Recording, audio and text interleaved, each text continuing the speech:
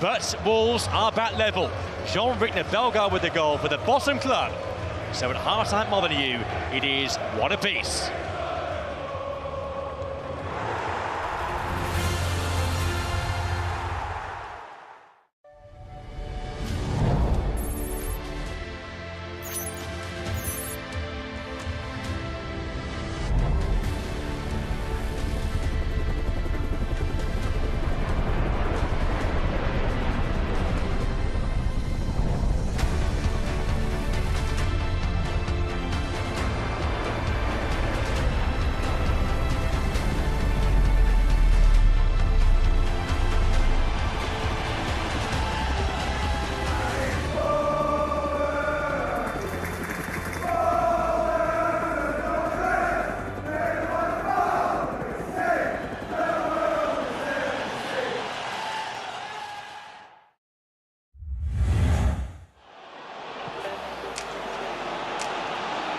Ahmad.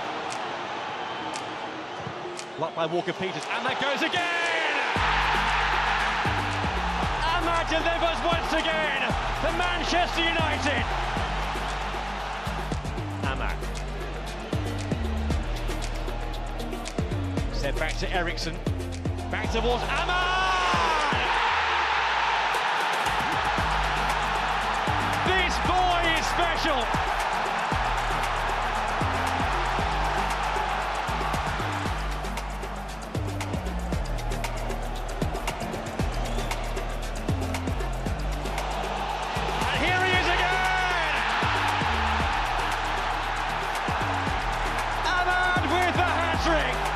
To cap a remarkable night at Old Trafford.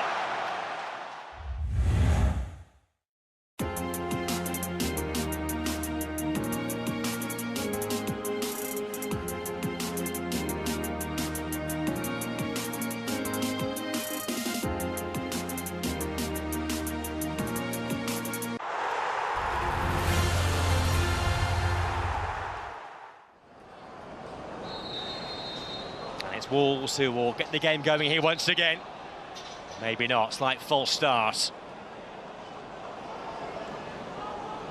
Well, across 30-odd years of playing in this division, United have lost 8 times against the bottom team, and 2 of those defeats have come here. If they were to lose from this position, it would be a new low in a catalogue in the year and a bit now under Ruben Amorim. Wolves have some belief again. Team written off by pretty much everybody, including their own supporters in recent times. But they've shown some character. They've come back from behind here. Here's Matheus Cunha. And Bruno Fernandes, who scored the opening goal of the game. And he was fouled there by Krejci.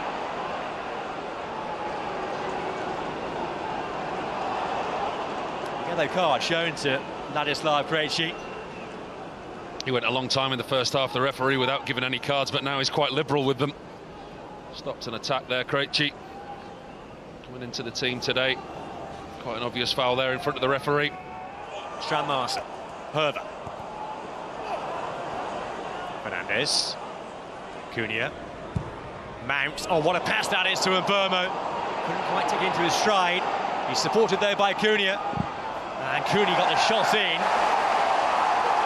Cunha felt there was a foul there from the retreating Emmanuel Agbadou. What a wonderful passage of play from Manchester United. Starts with that back heel from Cunha into the path of Mount. It's a superb ball on the half volley into the path of Mbeumo. Cunha just can't hold off Agbadou. In the end, he does well. Agbadou gets back, he gets goal side, and he makes a very important block.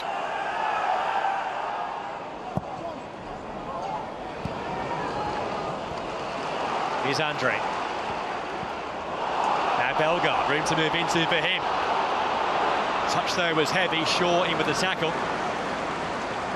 It's a really poor touch again from Bellegarde, gives away possession. Cunha, good pass towards Dabo, and here's Mbeumo! Clinical, absolutely clinical. And Brian Mbeumo restores the advantage for Manchester United.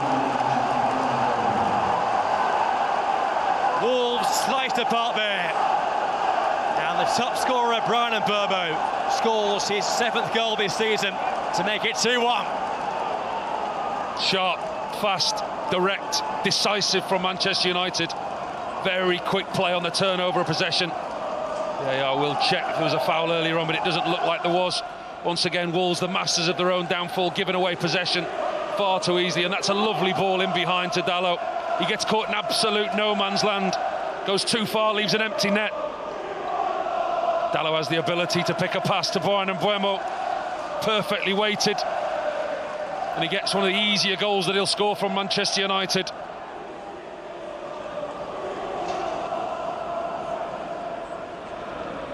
As we look at what's happened here to Bellegarde,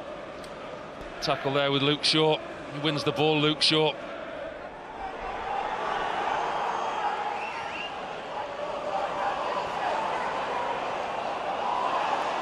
Here's Totti. Mbeumo tussling for that, breaks the way of Dabo. Agbadou, Herver, given away. Casemiro, now Bruno Fernandes. Amad's there with him. Amad, Bruno Fernandes. A very important block away there to keep it at 2-1 by Agbadou.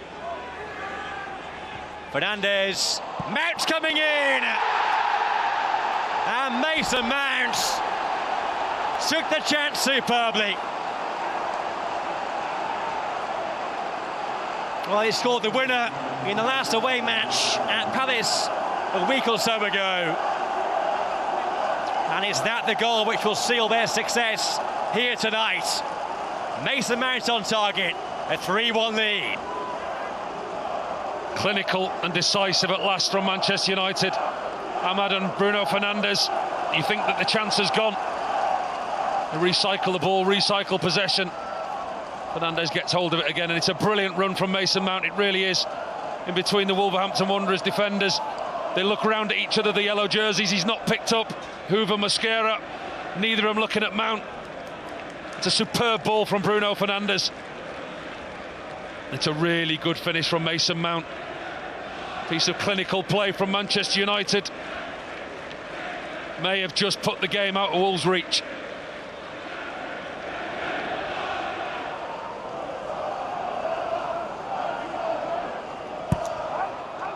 Bruno Fernandes, Dabo, Fernandes, Mbeumo, Fernandes, there's the header, well saved by Johnston. No flag, it was met in there by Matheus Cunha. It's another good save from Sam Johnson. Shaw, and Fernandes, here's Martinez. Casemiro, Cunha. 8 attempts on goal so far in the game. Another good way to pass there by Mount. Amad trying to work the space for a shot. Maybe one twist and turn too many. Here's Yoro. Casemiro. Mount. It's a foul given against Krejci, who is a player on a yellow card, so just have to be a touch wary. It's clumsy from Krejci in that type of area. No real danger. He had cover in behind him. Mosquera would have cleared that. Puts his body across Mason Mount and then just leans on him. 4 in that Wolves wall. Andre on one knee behind it.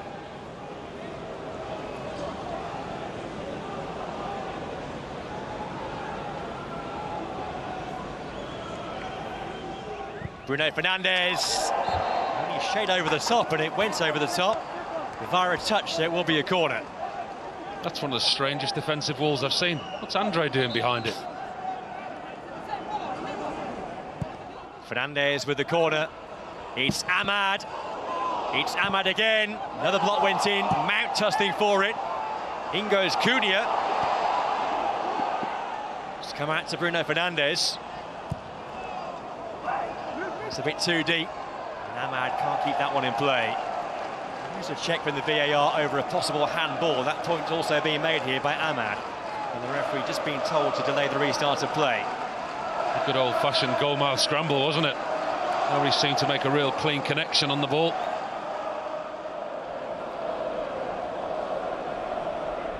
That's not dissimilar to the one in the first half that would have stopped the ball going into the goal as well. It's almost identical to the one in the first half. I do think there's a case for handball. I do agree that that's handball. But if you're not going to give the one in the first half, surely you don't give that. You look for consistency throughout the game. Well, the wording of Stuart Atwell, the VAR, is that Mosquera made his body bigger, and here's the referee's verdict. After review, Wolves number 15 commits a deliberate handball in the penalty area. Final decision is yellow card and penalty kick.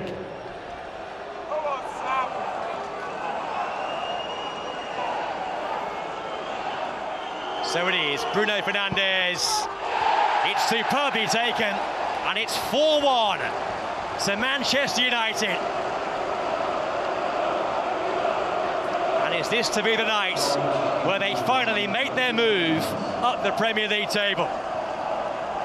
Very interesting just to watch the Manchester United manager beneath us, Ruben Amorim. Amazingly enough, he finds it very easy to watch a penalty being taken when his team are 3-1 up. Watched every movement of Bruno Fernandes, as did goalkeeper Sam Johnson. Guessed the right way, but it was a really well taken penalty from Fernandes. Hard, low, and always going away from the goalkeeper. Seals off what's been a good performance from Manchester United. A result that won't surprise many people here at Molineux tonight, but they still had to come here, put in a performance and do the job. And that's enough for many of the Wolves fans. Some leaving, some can't watch. That's football for you.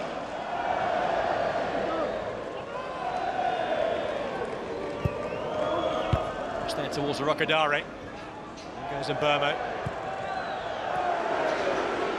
And the shot was by Lopez. It's a rasping shot too.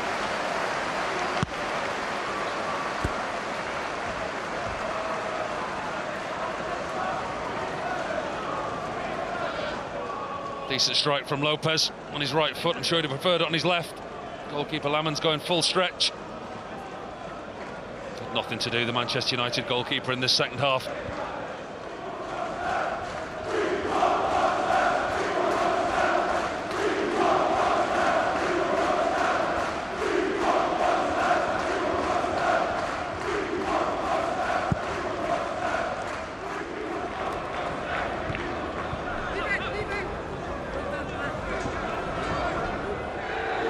Goes the full-time whistle, and it's moving night for Manchester United. Up in the top six off the back of this, they jump 6 spots tonight. In the end, a comfortable 4-1 success, a brace for their captain Bruno Fernandes, 1 for Mbermo, and 1 for the player of the match, Mason Mount. But these are bleak times indeed for Wolves. Jean-Ric Bellegarde gave them some rare joy and some brief respite at half-time, but after half-time, United were ruthless. For Wolves, 8 defeats now in a row, which equals their club record. They're still winless, 15 games in. It ends on this Monday evening at Molineux in a 4-1 win for Manchester United.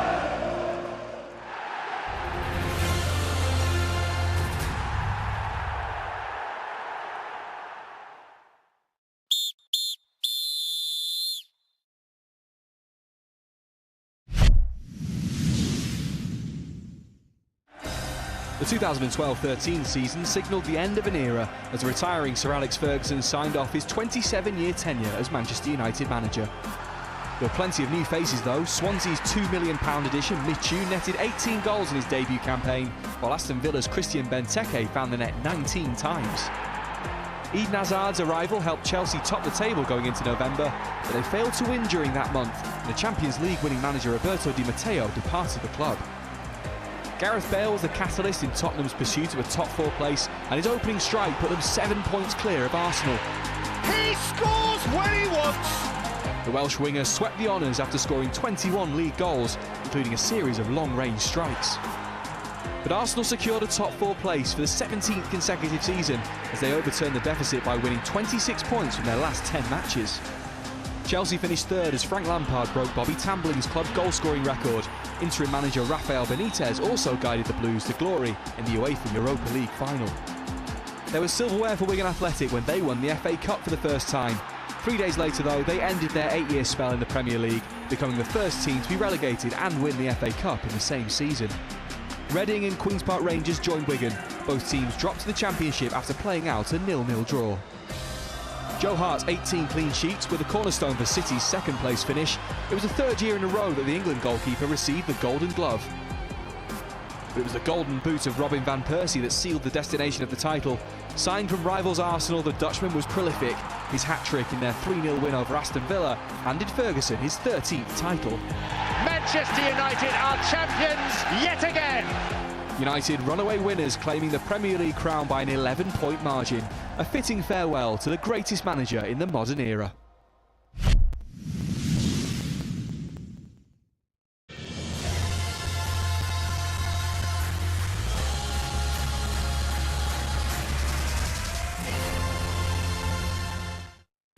Welcome along to another edition of The Final Word. We're here as usual after the Monday night football in the Premier League at the end of another very eventful Premier League weekend that began, of course, with that late winner for Aston Villa. The leaders Arsenal beaten for just the second time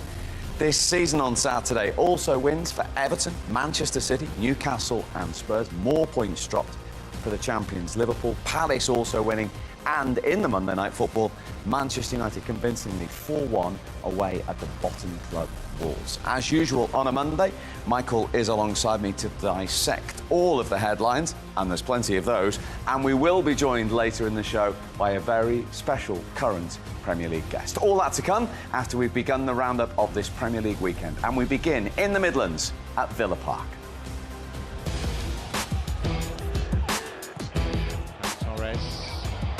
Matty Cash! It's a cash jackpot for Aston Villa. Saka. Erdegaard. Doing this encouraging start to the second period. Bukayo Saka and Trossard within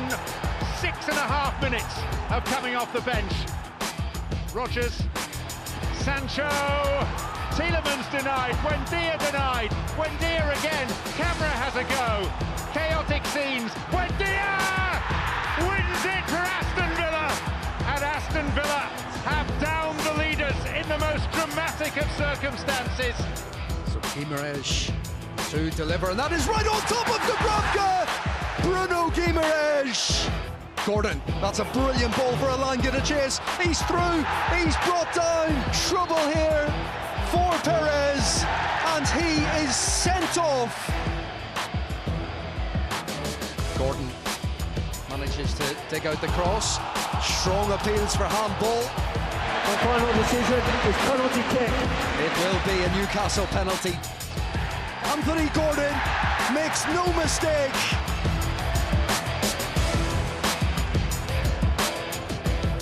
Clever run by Xavi Simons to escape Van den Berg. Rolls it across for Richarlison. Couldn't miss. Simmons strides forward. Xavi Simons, clear route to goal here. Xavi Simons! 2-0 to Tottenham.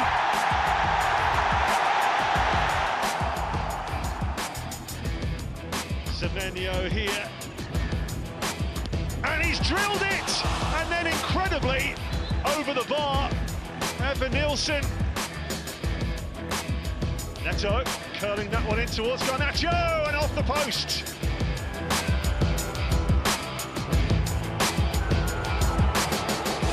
Bradley sends it in, Ekatike forces it home! Wilfred knocked it. Liverpool having to be careful of the penalty area. Konaté was the defender sliding across. Decision is penalty kick. It's a lifeline for Leeds.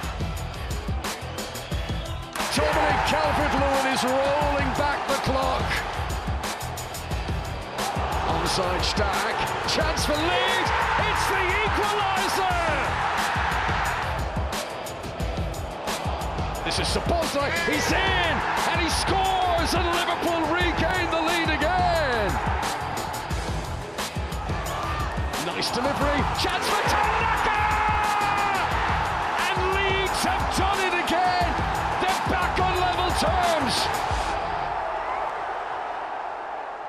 Well, it seems Liverpool aren't too far away from the headlines all season at the moment. That was on the pitch when it looked like they got back to winning ways, only to concede that late equaliser. But it was nothing compared to the headlines that were coming off it after that game at Ellen Road, when Mo Salah stopped to speak to journalists in the interview area and delivered many a bombshell in his honest interview. We've picked out, to remind you, in case you haven't seen it, somewhere around the globe this weekend, the main quotes and headlines from it. They included,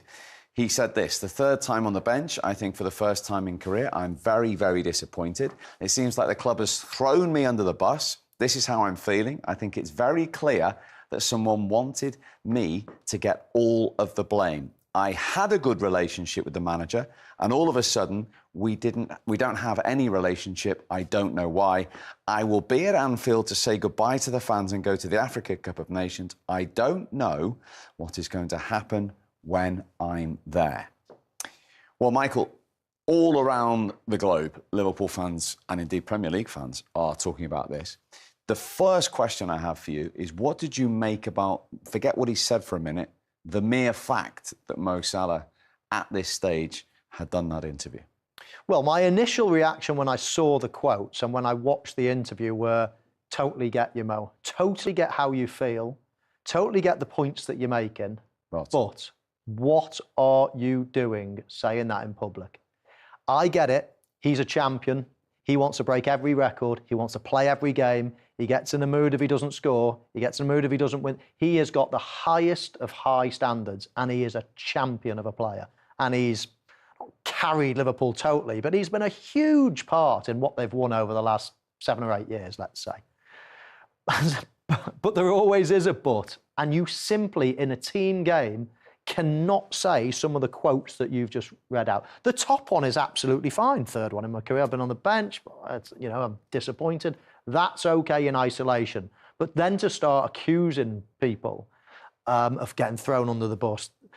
almost suggesting as well that he deserves a place in the team after, all the years of service. And of course, nobody will forget what he's done. But this is football. This is top-level football. If you're not performing... Listen, he's been poor all season. He was given 3, 4, 5, 6 games of poor performances and still played. But at some point, the manager's got to make a tough decision. Now, he's probably looking round and thinking, Konaté's playing rubbish. Van Dijk's playing rubbish. Is that any excuse for saying Why are they not being dropped? I've done all these things. Why are they not being dropped? There's one thing thinking it. Of course. There's quite another thing saying it, isn't it? Of course. And that is where it's all fallen down for him. And it's fallen down now to such an extent whereby you have to think his days are numbered. You have to think that Liverpool are going to make a stance here for everybody's sake. For Arne Slot's sake, he'll look weak if this is just brushed under the carpet. For the club, there's so many reasons why, unless he comes out with a grovelling apology and gets his head down and once he gets back from the AFCON, then I think his days are numbered. How would you feel if you were a current Liverpool teammate in that dressing room, going back to training this morning with Mo Salah? I would sort of get it in many ways, and I'll just give you a quick example. Get what? The way he feels. Yes, I'd be disappointed. What about the way he's gone about it? Yes, I'd be disappointed. I would, we all know. You'd even say to him, "Oh, I know that's how you feel." They've benefited from his attitude. They've benefited. But if 5, 6 players did this, you'd well, have of no course, team. But this is the point I'm going to make, Steve. So there's certain players in every team that basically don't make up the numbers, but you can get them from anywhere. You can get lots and lots of players from anywhere. There's certain players that make a massive difference and then turn you into European champions, Premier League champions, and he's one. And you can't be one of those people without feeling the way he does, without having that absolute hunger, that desire, and if I get dropped, I'm going to absolutely throw my toys out the pram, because it doesn't happen to me. It shouldn't happen to me. I've won you every trophy in the last few years. So I get how he feels, but we keep going back to it. You can't say it. But I give you an example. Somebody like Andy Robertson. Now, Kirkes has come in and taken his place. He must be there thinking, this lad's playing very average, and I should still be playing. I did nothing wrong. But what Andy Robertson's done is got his head down, been an absolute pro, kept his mouth shut, and everybody looks at him and thinks, do you know what? He could now fight his way back into that team. He's playing better than Kirker. And that's exactly what Mo Salah should have done. However, going back to it, they're very different characters. They're very different responsibilities in the team. They're in the same team, in the same dressing room. It shouldn't matter, but you can't have one without the other, Steve. You can't have a champ. You can't have Cristiano Ronaldo. You can't have Mo Salah without that fallout. If things go wrong, you don't play him. These players simply have to play. Otherwise, they are not going to sit on the bench. They are born, they are wired to be at the absolute centre of attention, to score all the goals. And you can't have that without the fallout if things go wrong. So if you're Mo Salah's teammate, you accept that because of that side to his personality? You understand it. You understand his points. But you're disappointed that, come on, we all know how you feel. We all know your importance to the team. But you've made us look mugs as well here. You know, you're almost too big for the club, too big for... It's a very selfish statement. So I would understand it, I would get it, but I would be disappointed and thinking, you've just shot yourself in the foot here, Mo. Well, talking about big players, one of the big characters in the Liverpool dressing room has been speaking about this today. He was obviously going to be asked about it ahead of their Champions League game of the week. It's Alisson Becker, the goalkeeper. He says Salah not being available is a consequence of what he did. He's smart enough to know that. We've had a good relationship for a long time. He's a legend for Liverpool. We will have a conversation, but it's going to be private because it's personal. And at the stage of the season Liverpool are at, with the problems and the run they're on, is it the last thing that teammates need to be discussing at the moment in the dressing room? I think it is. There's so many problems at the moment, and people are scratching their head all over the world. What are the problems? You know, is it all these players that have come in, they've not settled yet? Is it the manager? Is it the tactics? Is it all these? There's so many different... Is it the unfortunate, tragic happening at the start of the season with Diogo Jota? All of these people will say, I've spoken to so many Liverpool fans, and everybody's got a different theory. The last thing you need is to add the biggest player into the mix and him throwing his toys out the pram. Now, from a positive point of view, you could say this could spur Liverpool into action. If Mo Salah... In what way? If Liverpool take a really hard stance and say, right, you're never going to play for us again, it's going to harm the team in the short term, but he's not getting any younger. There could be an opportunity to bring in a Semenyo, let's say, from Bournemouth. They do need another centre-half. All of a sudden, it could just freshen things up after that AFCON, after the January transfer window. It could be the new start that Liverpool might need to make to reinvigorate themselves. Now, that's me putting a big spin on it, a positive spin. Losing his goals, losing his performances over the last years. Then? He has, yeah, well, exactly. He's only got 4 this season. OK, well, the further news today, of course, they've got one more Premier League game against Brighton before Mo Salah goes off to play for Egypt in the African Cup of Nations, but they've got a crucial Champions League game in San Siro, away at Inter Milan on Tuesday evening, and Mo Salah has been left out of the travelling squad to that. He's not in Italy, and this is what Arne Slot has had to say when questioned about that today. Well, do you feel he was referring to you when he talked about being thrown under the bus? And the only one who can answer that question is Mo himself, so I can guess, but I don't think that's the right thing to do in this moment of time. So it's hard for me to tell who he means in that situation, to be honest. We've let him know that he's not traveling with us, so that was the only communication that's been there from us to him. So I think usually I'm calm and polite, but that doesn't mean I'm weak. So if a player says, have these commands about so many things, then it's about us as a club to react, and we reacted in a way you can see now that he's not here. He has every right to feel what he feels, but he doesn't have the right to share it with the media. He has that right, but then it's up to us to react on it. Hand on heart, do you think he's played his last game for Liverpool? I have no clue. I cannot answer that question at this moment of time. He was on the front foot there, Arne Slot, crucially saying he has no right to share his opinions with the media, and he's been left out of the squad. And as I say, there's only one more Premier League game before he goes to AFCON. So do you see him playing in that Premier League game? And if not, have we seen perhaps the last of Mo Salah in Liverpool? I see no chance of him being involved in that game. Mo Salah said he's going to invite his family to come to Anfield and to watch him, but they won't be watching him. He'll probably be sat by them or sat at home. I cannot imagine that's going to be the case. The club are going to need to show strong leadership here. That type of behaviour cannot happen at Liverpool. It just cannot happen. It's never been a club that's, aired its dirty washing in public. It's always been a very respectful club, and he has just disrespected the club, his fellow players, and he's going to have to pay the penalty. And the manager, who's got a test here, hasn't he? So if you go back to the greatest manager we've seen in Premier League history, Sir Alex Ferguson, when he was tested with David Beckham, Roy Keane, Jaap Stam. Yeah, doesn't matter how good they are, they're gone. And so does Arne Slot have to show that leadership here with this player, as good as he is, the player of the year? Yeah, I think it's a big opportunity for Arne Slot, actually, because there's a lot of questions about him at the moment. And if he handles this major, big situation really well, then actually, I think the shining light goes off him onto Mo Salah. Everybody thinks what a good job the club have done in terms of confronting this, dealing with this in a strong way, showing the rules and regulations, showing all the players, the fans, everything. This is how we do our business. No way is anybody allowed to do this in the future. So I think it could be a good opportunity for Arne Slot to really endear himself into the Liverpool fans, who are a little bit sceptical at the moment with such a poor start. OK, so let's round this up, because we could talk all night about it. Start of February and the window's shut and he's back from Africa. Is he still a Liverpool player, yes or no? I think not. I think not. OK.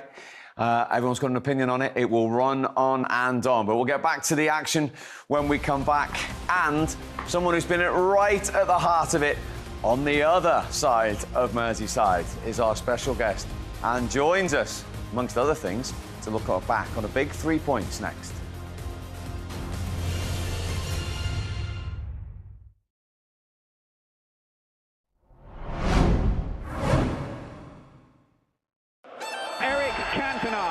Talented, temperamental and talked about footballer in Britain.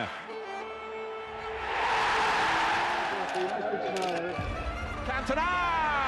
His first goal for Manchester United. And Cantona! What a goal from the Frenchman! Eric Cantona, yet again, is the United hero. It's all got wildly out of hand, and once more, Eric Cantona is the man at the centre of a dramatic controversy. When the seagulls follow trawler, it's because they think sardines will be thrown into the sea. He's back, and it's sheer hero worship from the Manchester United faithful. The stage is set for Cantona to mark his return with a goal. Cantona is back! There's Cantona! He scored! Eric Cantona with the goal for Manchester United! Cantona. McClare, here's Cantona! He's done it! That is magnificent by Cantona.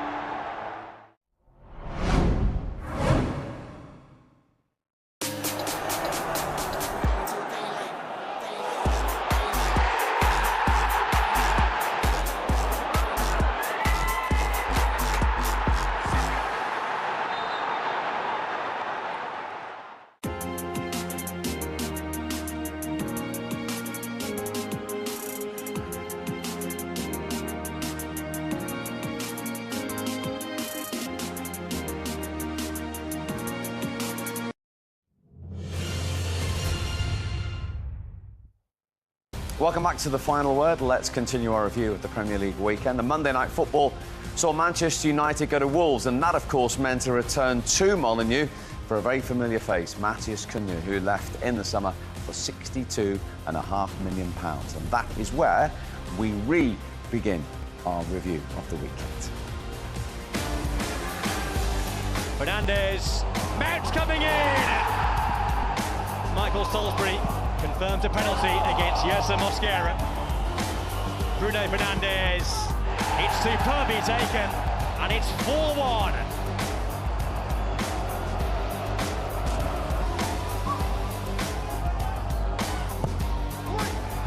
Ladies corner, it's in.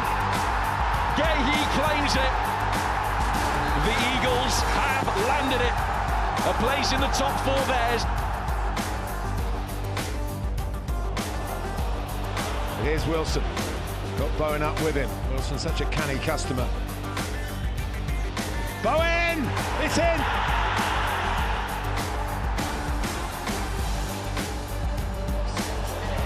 Another save. And then Ruta! At last, Brighton get a goal.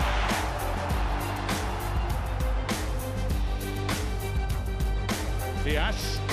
Oh! That just flew in! And from Foden. Haaland's after it! Guardiola got there first! Cherky now. Steps it up pace-wise. Gets the tricks out for Foden! And you have to marvel at the assist from Raya Cherky. Dewsbury Hall playing in a deeper role has got the give and go. Clever footwork, and the cross comes in! And Everton have the lead inside 90 seconds! Now Everton have met up, and Njai can drive. Barry in support, Alcaraz in support, Tieno Barry! The biggest of smiles for the Frenchman. Depth is the target, Fells had to claw the ball away. Dewsbury Hall! He's had to wait, but he's got his goal.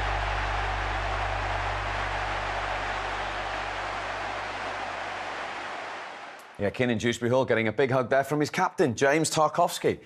who we're delighted to welcome to the final word on the back of that victory against Nottingham Forest. Good to see you again. Thanks for coming in. And on the back of a clean sheet and another 3 points. What a perfect weekend. Yeah, nice to come in here. We can reflect on it nicely now and look at the goals and not in our own net. And reflect on this nice run as well. 4 wins out of 5 games, only that defeat to Newcastle, and 4 clean sheets as well. Where's that momentum and consistency come from?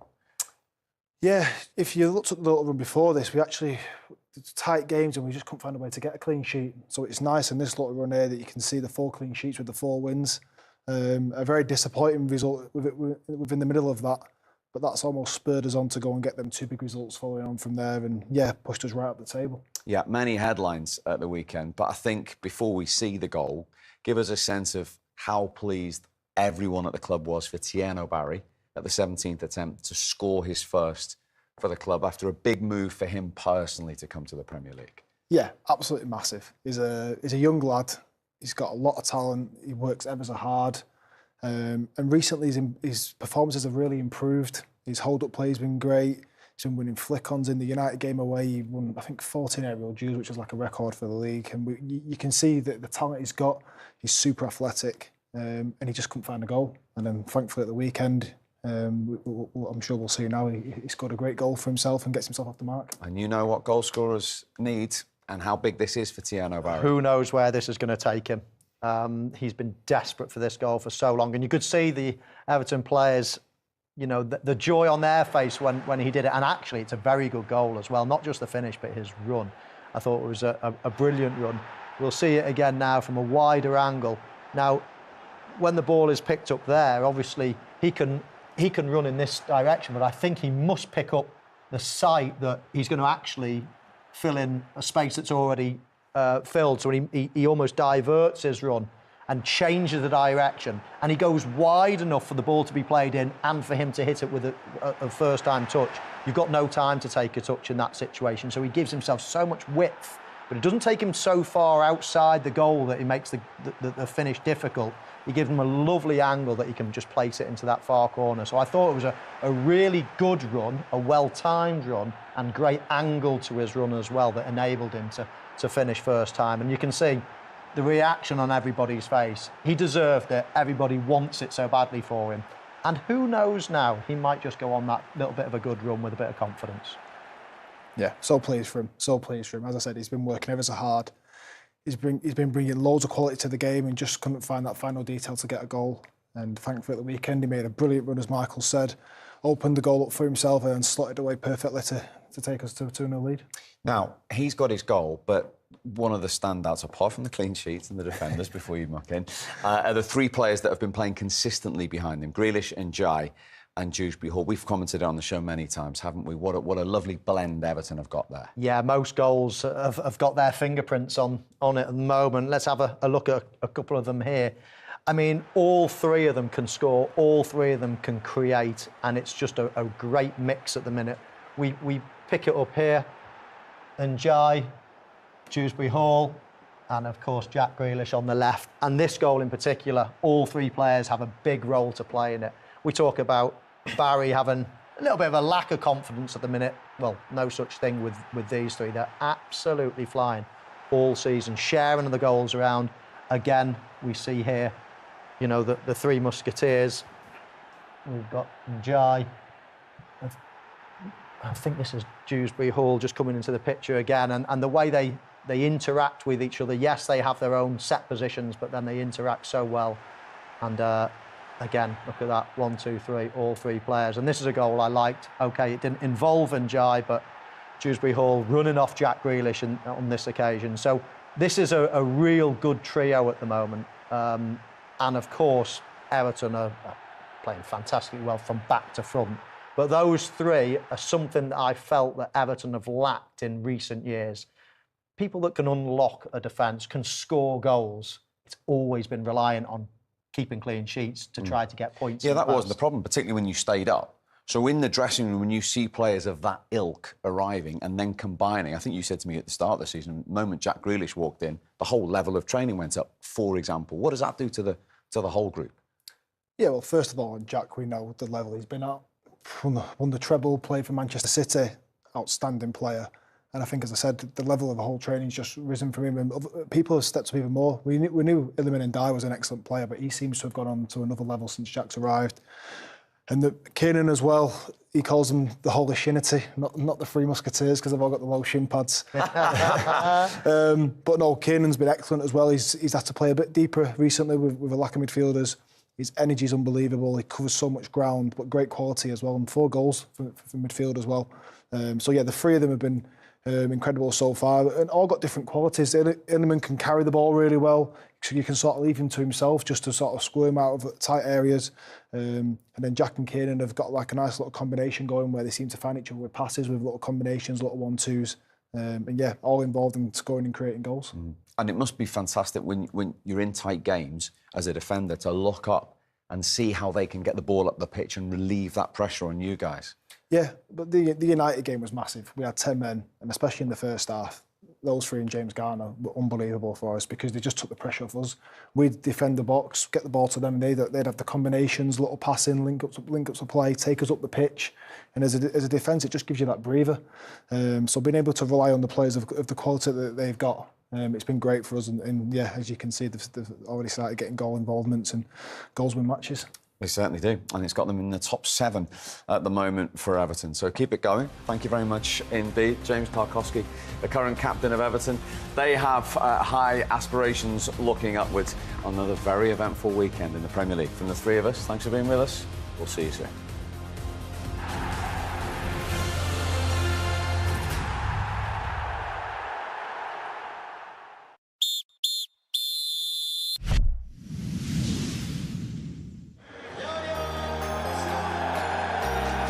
For Yaya Touré's collection now. Never to be forgotten legend of this parish. Universally loved.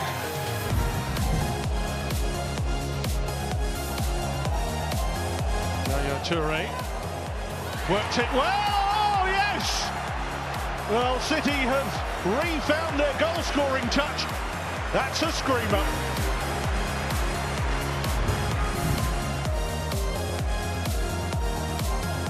Shifted it to Touré. Oh, it's magic! What a way to seal a hat-trick! An astonishing strike. Brilliant. And that really is showing killer instinct.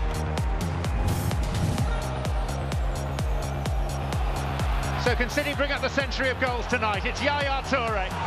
He's a difficult man to stop. Is it possible to stop? What a wonderful goal! A century for City. They are doing this in style. Everything that's good about Yaya Toure.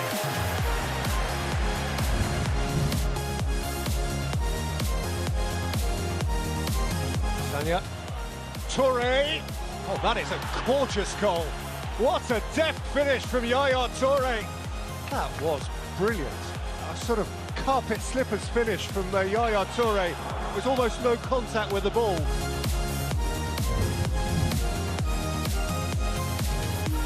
Here he is again.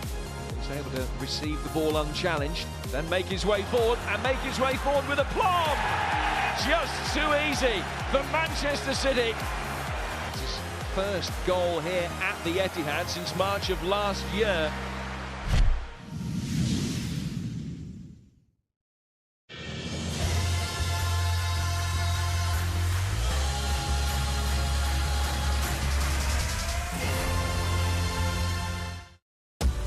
Hello there, welcome along to Extra Time, where we go down memory lane with Premier League stars past and present. And we are joined by a current Premier League captain here to offer Premier League insight.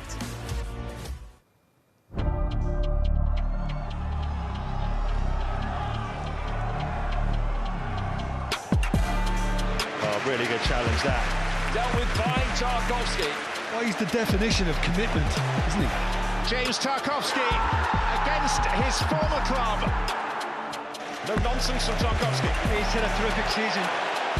It's James Tarkowski. Instant inspiration. Tarkowski! What a finish to the last ever derby at Goodison. Wow! I mean, Tarkowski will never score a better goal than that, will he? Yes, Michael and I delighted to welcome along the Everton captain at the moment, James Tarkowski, to Extra Time. Brilliant to see you again. Good to have you with us. In a good spot at the moment as well, Everton. Yeah, in a nice place in the table. It's nice to look at the table for once. Doing well, picking up some wins, keeping clean sheets. We know there's still a long way to go, but we're pleased with where we are right now and hopefully keep building on that. Let's talk about how you got to the Premier League. You're vastly experienced now. You just signed a new deal again at Everton. But you had to be patient. You had to work hard to become a Premier League footballer. Yeah, I've done it my own way, worked my way through the leagues.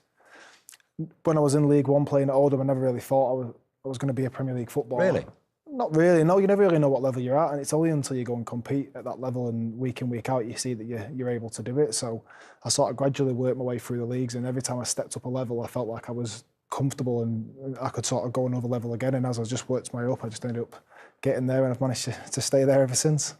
It was Sean Dyche that gave you your debut. He was with us not so long ago in that very chair, spoke really high of you. What type of things did he teach you? And he made you wait and be a little bit patient to make your debut in the Premier League. Yeah, I think I've heard him quite a few times use as an example to other people who aren't getting the game time as this is what Tarky did. He waited, it was 18 months I had to wait pretty much before I became a starting player in the team. Michael Keane and Ben Mee ahead of me at the time, and I just couldn't get a kick. He'd throw me on in midfield to sort of keep me happy and keep me going, but I wasn't too pleased at the time. But then thankfully when I got into the team, all the training I'd done in that 18-month period and all the good habits he put into me sort of paid off, and I've managed to show them on the pitch. Does that make you appreciate it even more then, because of that weight and how much you've put in the lower leagues to get to the Premier League? Yeah, and as I said, he was giving me a little taste here and there of the Premier League, but a lot of it was from the bench, and I was maybe getting 10 minutes in central midfield or 5 minutes at right back, so I was never really getting the full thing. So when I finally made my full debut and got on the pitch, and I've never really looked back from that moment. 6 years at Burnley, and then, of course, the move to Everton. How different was that from obviously spending a lot of time at one club, but then moving to a club that people probably don't realise how big a club Everton are? Yeah, I mean, Burnley was amazing. The fans were amazing, but our expectation was just survival every time. Survive as long as we could. And moving to Everton, I knew it was a big club, but I think the realisation kicked in once I got there. And it was a turbulent few years I've had there. It's been tough. There's been a lot going on there behind the scenes, and it's almost been an even bigger battle there over the last 3 years. But now finally, it hopefully looks like we've turned a bit of a corner there. But as you said, the fan base there is incredible. It's a huge club with huge expectation. And I love playing for them fans and for them people. You say challenges. I mean, you had a couple of real scares, didn't you? Under Frank Lampard and then under Sean Dyche. The Palace game and the Bournemouth game. I mean, adrenaline-wise, nerves-wise, character-wise, what on earth was that like? Because you said about the expectation, the size of the club, it was unthinkable for Everton to go down. Yeah, it's hard to even think what I was going through at that time or what we're all going through as players. It was such a difficult period and only relying on people like Seamus Coleman, and I thought Sean Dyche did an incredible job when he came in, because we looked like we were done for when he got the job, and somehow we managed to stay up on the final day. Maybe I'd been through similar situations with Burnley in previous years, so a little bit of my experience in that maybe helped, and a few more of the older pros. Connor Cody was there for the Bournemouth game, so we had a few experienced pros, but no one can prepare for a game like the Bournemouth one when we stayed up on the final day. You just mentioned a couple of names there, James. Sean Dyche, of course, I've just name-checked him already, but then Seamus Coleman. When we were talking to Sean, he was saying that you have developed, you weren't necessarily a born captain, a born leader right at the outset, but you developed into one. I wonder how that has happened and who are the people. Was it just him that helped you develop, or is that just age and experience? I would say it's a combination of quite a few things. Sean Dyche, for one, what he expects of you as a defender. He wants you to lead, he wants you to be committed. Playing around people like Ben Mee, Tom Heaton was at Burnley, and then the biggest realisation I got was when I joined Everton and working with Seamus Coleman day in, day out.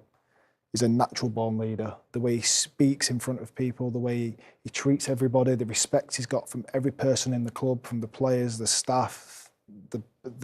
kit lady, the kit men, everyone respects Seamus. And I've never seen someone speak in front of a group of players like the way he does. It's incredible. You mentioned Sean Dyche there. You've obviously played more Premier League games for him than anybody else, because you thought he'd left him behind at Burnley and then he walked in at Everton. Was he exactly what you and that team needed at that particular time, which was a very difficult time for the state of the club we're in? I thought so at the time, yeah. It needed someone who could put all the outside noise and anything that was going on off the pitch, he could put that all to the side and get the players to focus on the job at hand, which was to stay in that league, and he's very, very good at that. Whether you're winning or losing, whatever might be said in the papers or the press or the fans, he's very good at getting the players to just concentrate solely on the job at hand, which was winning football matches. And as I said before, he did an amazing job there. Maybe not fully appreciated for what he's done at the time and since he's left, but definitely as players, we know a bit how good a job he did. Well, there's been some rocky roads, but more recently, as you mentioned, it's just been a real upturn in fortunes. I wonder whether it started with that goal in the Merseyside derby, the last play. You wrote yourself into the history book, scoring the last goal in a Merseyside derby at Goodison. You've scored a fair few goals, but what did that feel like, writing yourself into the history books?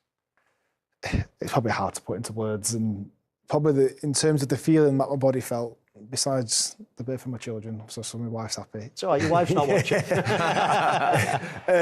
it's the most incredible feeling I've ever had. And then you've still got that small thing in the back of your mind that it might be disallowed for some reason, which they might find on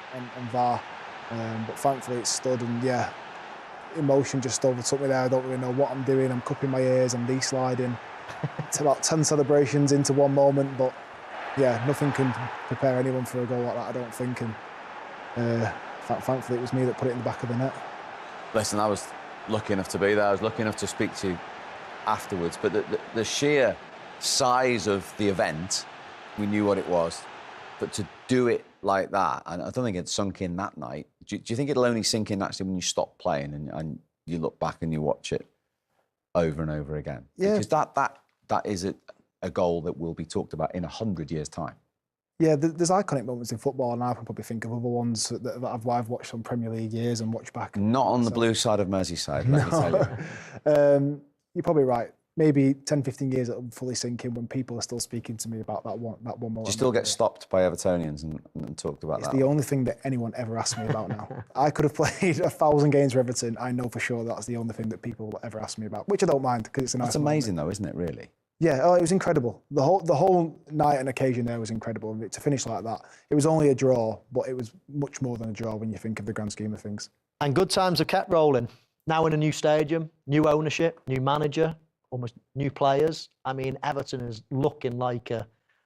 club that's so on the up at the moment. What is it like, this new stadium? Everybody talks about it, the atmosphere. What is it like to be an Everton player at the moment? It's enjoyable. Yeah, it's really, really enjoyable. The manager's been amazing since he came in. The new stadium, as Steve's seen, it's absolutely incredible. The atmosphere's been the best I've seen, the best I've felt. And walking out onto that pitch, I feel so lucky. Every time I turn up to that stadium, I feel so lucky that I'm the person that gets to lead out that team for that day as an Evertonian, because it's not going to last forever. So I'm making the most of every moment. Yeah, it is a magnificent arena. And again, I saw you at the very first game, because it had been talked about on Merseyside for so long. I know when you signed, it was part of the project that you were shown. It took a bit of time. So that day, to lead them out, to be the first Everton captain into that arena, that's another piece of history. And luckily you won the game and kept the clean sheet as well. I mean, in years to come again, that will be another little piece of history. How proud of that? Because every single Evertonian on Merseyside wanted to be you. Yeah, no, I'm very proud to even just lead the team out once, and the fact that I've got to do it at Hill Dickinson for the first time for the team, to win the game on a clean sheet. But every time I lead the team out, it's a special moment for me. I'm so lucky that I've managed to captain the club. Everyone knows that Seamus is the real captain there. I'm just taking the armband whilst he's not fit and playing. But yeah, I'm proud every time I get to represent the club as well as being captain. Well, there's been some brilliant moments for James. We're going to go to the table when we come back after the break and look at some of his big moments under Sean Dyche and David Moyes. And we're also, of course, going to get some current Premier League insight. What's it like coming up at some of these top strikers? That's next.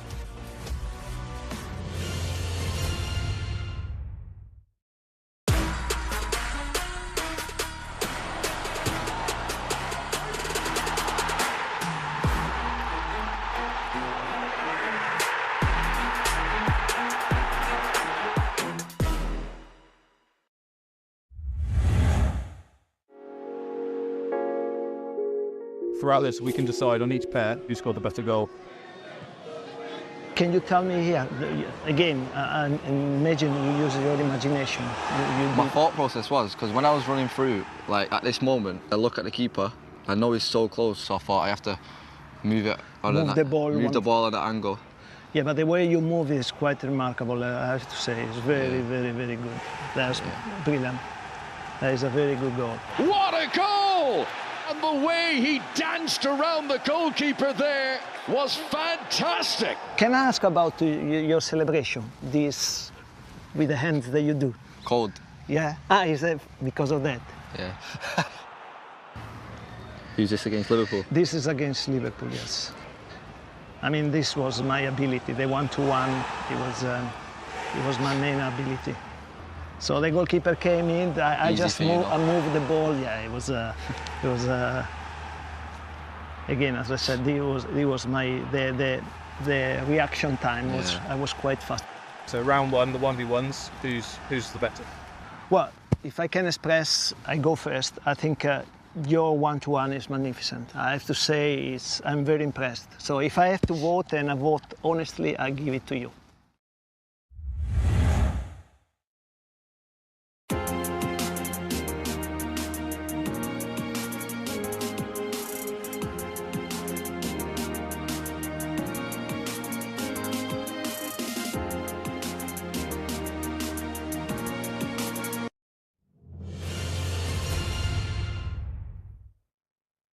Welcome back. James Tarkowski, our guest this week on Extra Time. Before the break there, we were talking about some of the managers he played against. We've broken it down, actually, in terms of the Premier League. Sean Dyche, as I say, the most, James, 262 games. You must have been sick of that voice after all that time. David Moyes, 29. You had those 20 games under Frank Lampard at Everton and 7 under Michael Jackson at Burnley as well. I mean, how much, looking at that, has Sean Dyche influenced you as a player and the person then? Yeah, well, I've spent the vast majority of my Premier League career playing under him. But he really nurtured my game and sort of morphed me into the player I am now, really. I joined Burnley as probably overconfident on the ball, stepping in, probably taking too many risks. He obviously saw something in me which he likes, but definitely moulded my game and changed me into the player I am now. And of course, he played your position as well. Do you think that helped in terms of the one-to-one development? He said he's seen a lot of himself in you at the time. Yeah, I remember early on, I used to feel like he was being really harsh on me. But you always get told it's when they stop talking to you that you should be concerned. So I knew he saw something in me, and every day he would remind me of good habits about what to do as a defender, not turning your back, covering your mate, covering your partner. And there was loads of little bits that he'd be on to me all the time. And then they're things that just become second nature to me now, and things that I'm trying to pass on to younger players myself. From one very experienced manager to the current very experienced manager that you work with, what are the differences between Sean Dyche and David Moyes, and what has David Moyes taught you? Any differences? Yeah, I think every manager has subtle differences. I don't think they're massively different. Both about defensive structure and working as a team. I think maybe under this manager we've maybe made a little adjustments in games which are probably different a little bit to Sean Dyche. We would very much like plan A, and then plan B was do plan A better. Maybe under the current manager, we've maybe adjusted at times when we needed to against different formations or different players. And the Palace game was a good example of that. The first half against Crystal Palace, we couldn't get the ball off them. They were finding pockets, they were creating chances. Second half, they still made a couple of chances themselves, but we started to threaten their goal a bit more, got the press right, had more of the ball and managed to create chances enough to score 2 goals and get back into the game and win 2-1. I mean, we see with the stats here, they're a huge contrast, actually. I mean, look at the expected goals, 2 in the second half, basically, and you hardly had a sniff at goal in the first half. So what are the type of changes that he spoke about, let's say, at half-time? Yeah, so Crystal Palace is a good example of a team who play in a certain way with the wing-backs. It can be hard to press within our shape. We often play 4 at the back. So within this game, we adjusted our midfield slightly, pressed just from a line, so we had a 4 and a 5, and we just pressed from the line of the ball, and we managed to get the press right. We took a few more chances. It was almost a man-for-man press a little bit more, but we managed to win the ball back a lot more often, which then led to creating more chances and getting opportunities to score, and we managed to score a goal late on to win the game 2-1. Let's have a look at what some people might say is old school defending, because you do enjoy defending. We've been looking at the blocks per season and where you are in your Premier League career. This is astounding. And I knew you already knew this, but not everybody else doesn't. There you go. In the top 4 all the way. And 1, 2, 3, 4, 5, 6 times in your Premier career, you have made more blocks in a season than any other player. Now, that isn't coincidence. What do you pride yourself on there? So there's probably a couple of things, really. First of all is the fact that I've managed to stay fit to play enough games to be in the team to block. And is there a reason why you're so durable? Because Sean Dyche was praising you for that as well until last season, hardly missing a game. Yeah, I mean, I try and look after myself the best I can. I think most professional footballers do. Maybe I'm fortunate that genetically I'm not able to get as many injuries as other players would. But I work hard on myself. I'm professional. I do everything I can to stay fit. And through my career, especially in the Premier League, bar a couple of seasons with a few injuries, I've managed to play most games.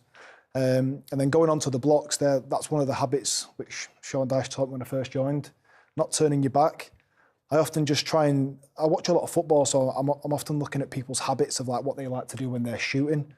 You see a lot of balls go through people's legs, so that's something I try and often stop. So I'll often try and get a leg down just to try and get a touch on a ball.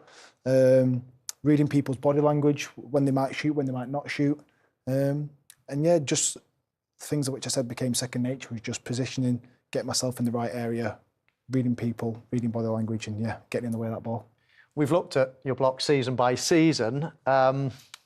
Since we started counting these types of things, the statisticians started counting around the 2003-04 season. This is Premier League blocks, and you're quite a way ahead again. I know you say you watch other people, but what other elements? I presume bravery as well comes into it. I mean, I don't fancy getting in the way of a 90-mile-an-hour shot right in my face. I mean, you enjoy it, do you? Yeah, well, I wasn't gifted with all the skills that you had as a footballer. I couldn't score goals like you, so I've had to find what I was good at. And yeah, I do enjoy it. I enjoy it in training. I enjoy it in matches, and it's something which I've built a career on, really getting in the way of the ball. And yeah, I mean, the habit is putting yourself in the right position to stop the ball, And I think turning your back, there'll be a time when you have to overreach to turn your back, but there's many times you can face the ball, give yourself a big area to stop it. I think it's so important. You see so many people turn the back on the ball, and that sort of brings your surface area a lot smaller than it would be if you were face on. And if you're face on, you can maybe throw a leg at it or move a hip or a head or an arm. So yeah, it's just something I've trained really, and something which I've really worked hard on. Rather you than me, right? Let's have a look. Just instinct at one end of the pitch, you know. I'm not that brave. Let's have a look at some of these blocks. I mean, he is the ultimate blocker there, getting in the line of the ball. And would you do that? You'd always know where the goal is, and obviously position yourself between shooter and that goal? Yeah, I mean, I don't think all of these clips will always show it, but I'm always just trying to help my goalkeeper. So a lot of the time... This is interesting. Let's just have a look at that again. Because you're not blocking here. You're actually... Blocking space. Blocking space. You have an instinct that, do you know what, I'm not going to get a block on this, let's go back onto the line. Yeah, so I think initially, if you pause it as it's going to Dan Burn's head, I'm thinking he might try and head it back across goal, across Jordan. Can I help Jordan out? Yeah. As I see it going into the air. And then natural instinct, if you just move it on solely, is then, can I get up to the ball to affect it? No. So that what I try and do here is, if we just pause it ever slightly, I often say to Jordan, use me as your post. So if I bring myself to his right-hand side, center yourself off me, not off the far post, and basically give him a smaller area to cover, because I can sort of cover myself and maybe the right-hand side in this situation, and it gives him more of a chance to cover the left-hand side of the goal. Yeah. So yeah, I'm often just trying to help my goalkeeper out. I will often try and move myself to a side of the goal where I think the ball might go, just so I'm not stood centrally, which often affects Jordan in net. So he often can't see the ball if I stay central. Yeah. And this one here, Jordan gets a little finger and hits it onto my throat. And then sometimes it's just like in this clip about just as the ball drops here, I just felt that once Mount got his touch right, he was just gonna let a shot go. There's not had many shots in the game, so I wanted to just get in the way of the ball. Yeah. And then as you see there, because I stay face onto the ball, bigger surface area, and I managed to get myself in the way. This is on Saturday. Yeah, I actually couldn't see the ball there. I just threw a leg out. That was incredible. Yeah, once I seen Jordan spill it and it bounced off me, I can't see the ball because there's so many bodies in the way. So I just think, throw a leg out, see what happens. And when you've got size 12.5 feet like me, you're probably going to get in the way at some point. Brilliant. I mean, it is an incredible skill. People think it's luck when it hits you, but he's like a magnet to the ball, isn't he? And those stats have just proven it. So, as we had you in, we love your insight again. So, in terms of difficult strikers and difficult opponents in your Premier League career, you've gone back to the beginning of your Premier League career, and there's a bit of a story to the first one. Yeah, so this is... I don't know if it's the first game, but it's my first game coming into the Premier League, and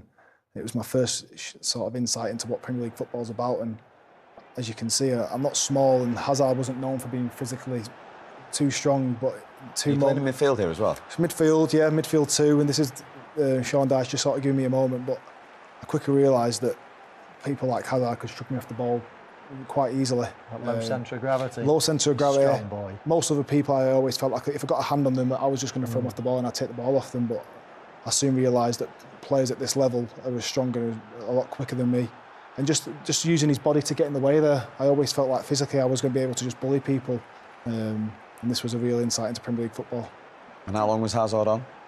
Probably 8 minutes. Yeah. It's just something that stood out into my head as soon as I came onto that pitch, and I realised just how quick and how strong the players at this level were. Did that, coming on in midfield, did that help you in any way to play defence, or were you always a centre-half? You were never going to change position? I'd played midfield up until the age of about 16, so I knew the position slightly. I was never going to be a midfielder. No, but it improves your touch and your awareness of what's around you. I suppose when you're on the ball now, you need to be good on the ball in the Premier League. Oh yeah, for sure. And I knew I was capable on the ball of receiving and playing, keeping it simple. I was often used late on in games if we were winning or drawing to sort of come on and just shut the defence. I'd usually just sit in front of them, win a couple of headers and a couple of tackles and keep it simple. I think it was maybe just the manager just saying that you are in my thoughts, but just not right now to start the game. OK, next up, Harry Kane. Now, this seems an obvious one when you look at his numbers, but what in particular was so hard about playing Harry Kane? I think he had everything. He could drop deep and find passes. You never really wanted to go in too tight with Harry because you knew he was fully capable of finding an angle to pass, and he was always capable of sniffing a goal, as we all know, and he's clinical in front of goal. In that moment there, you see I've switched off, and he's already thinking about where the space is. And it seemed any time I played him away from home, he would score a goal like this. He was so clinical, superb striker of a football, so clean, and he would just punish you. Anything you can do differently here? What would you do if you had your time again? Keep him down the line, but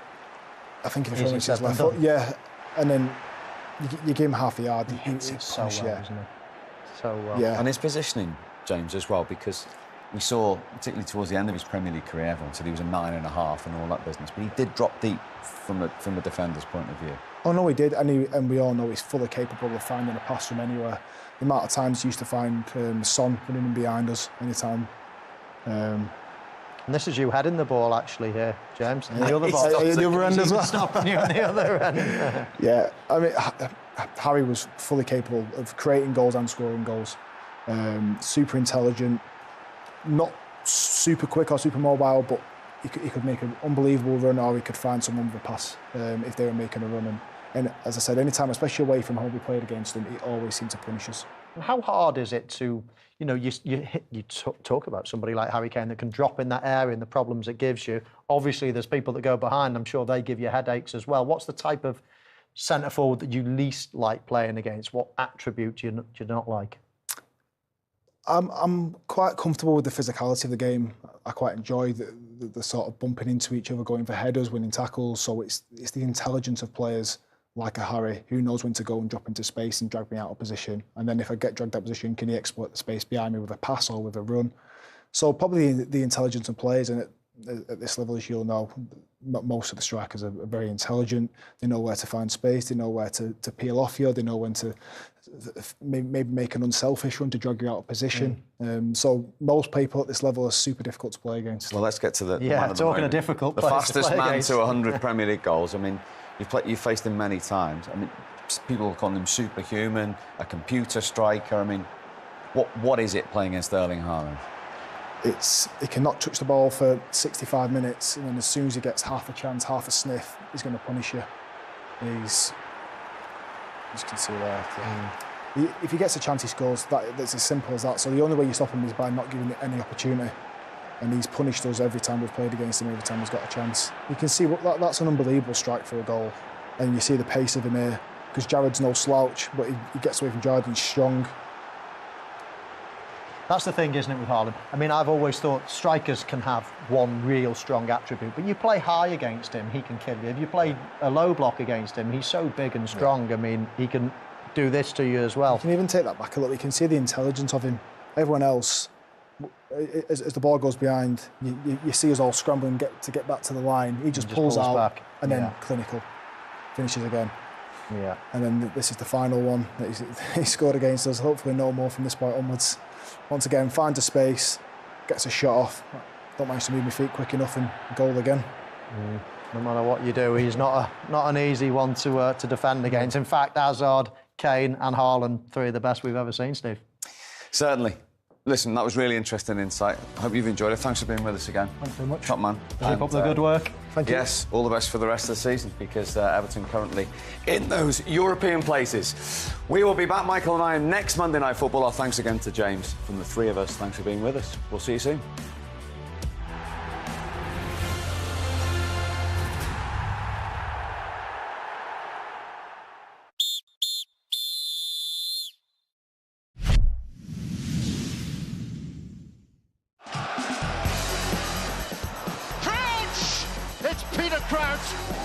Peter Crouch!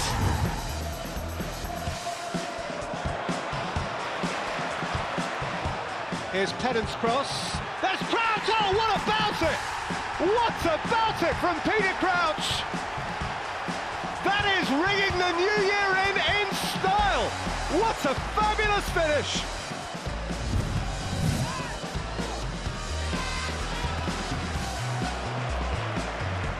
Pennant.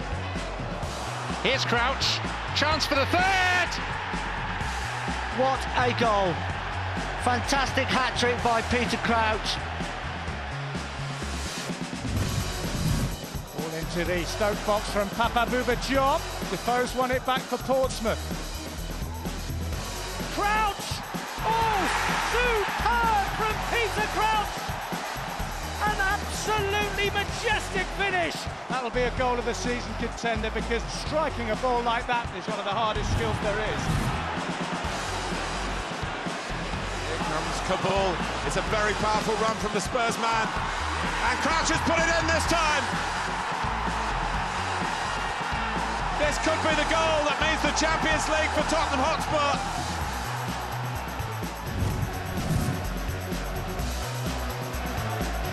Pennant, Crouch, oh what an effort! That is just sensational! Peter Crouch has produced one of the goals of the season. That is quite brilliant. He's noted for goals with his head, but he's not bad with his foot.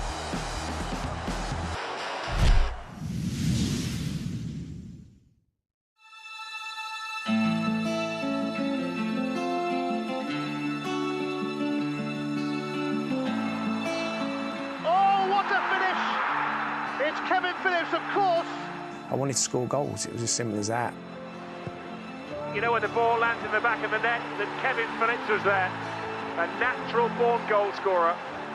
I didn't know too much about Sunderland as a city, but it's a working-class area. You know, you've got the shipyards, you know, you've got the pit villages. Whatever they're doing, they finish their working day, they live for their football. That's all they live for away from work. I took that on board pretty quick early on in my Sunderland career. Well, the first season I was there, we lost in the playoff final, which was devastating. But, you know, we learnt an awful lot from that, and I felt that, you know, we weren't ready to go up, so we added players in the summer, we became a stronger squad, and then this next season, we absolutely dominated the league, hence the celebrations. I quickly grew to know what it meant to these fans, and you can see it here. 150,000 lined the 2-mile route to celebrate the return of Premiership football. We were on that bus for about 3 or 4 hours and there was no toilet. So, you know, it was a memorable day and the fans deserved it.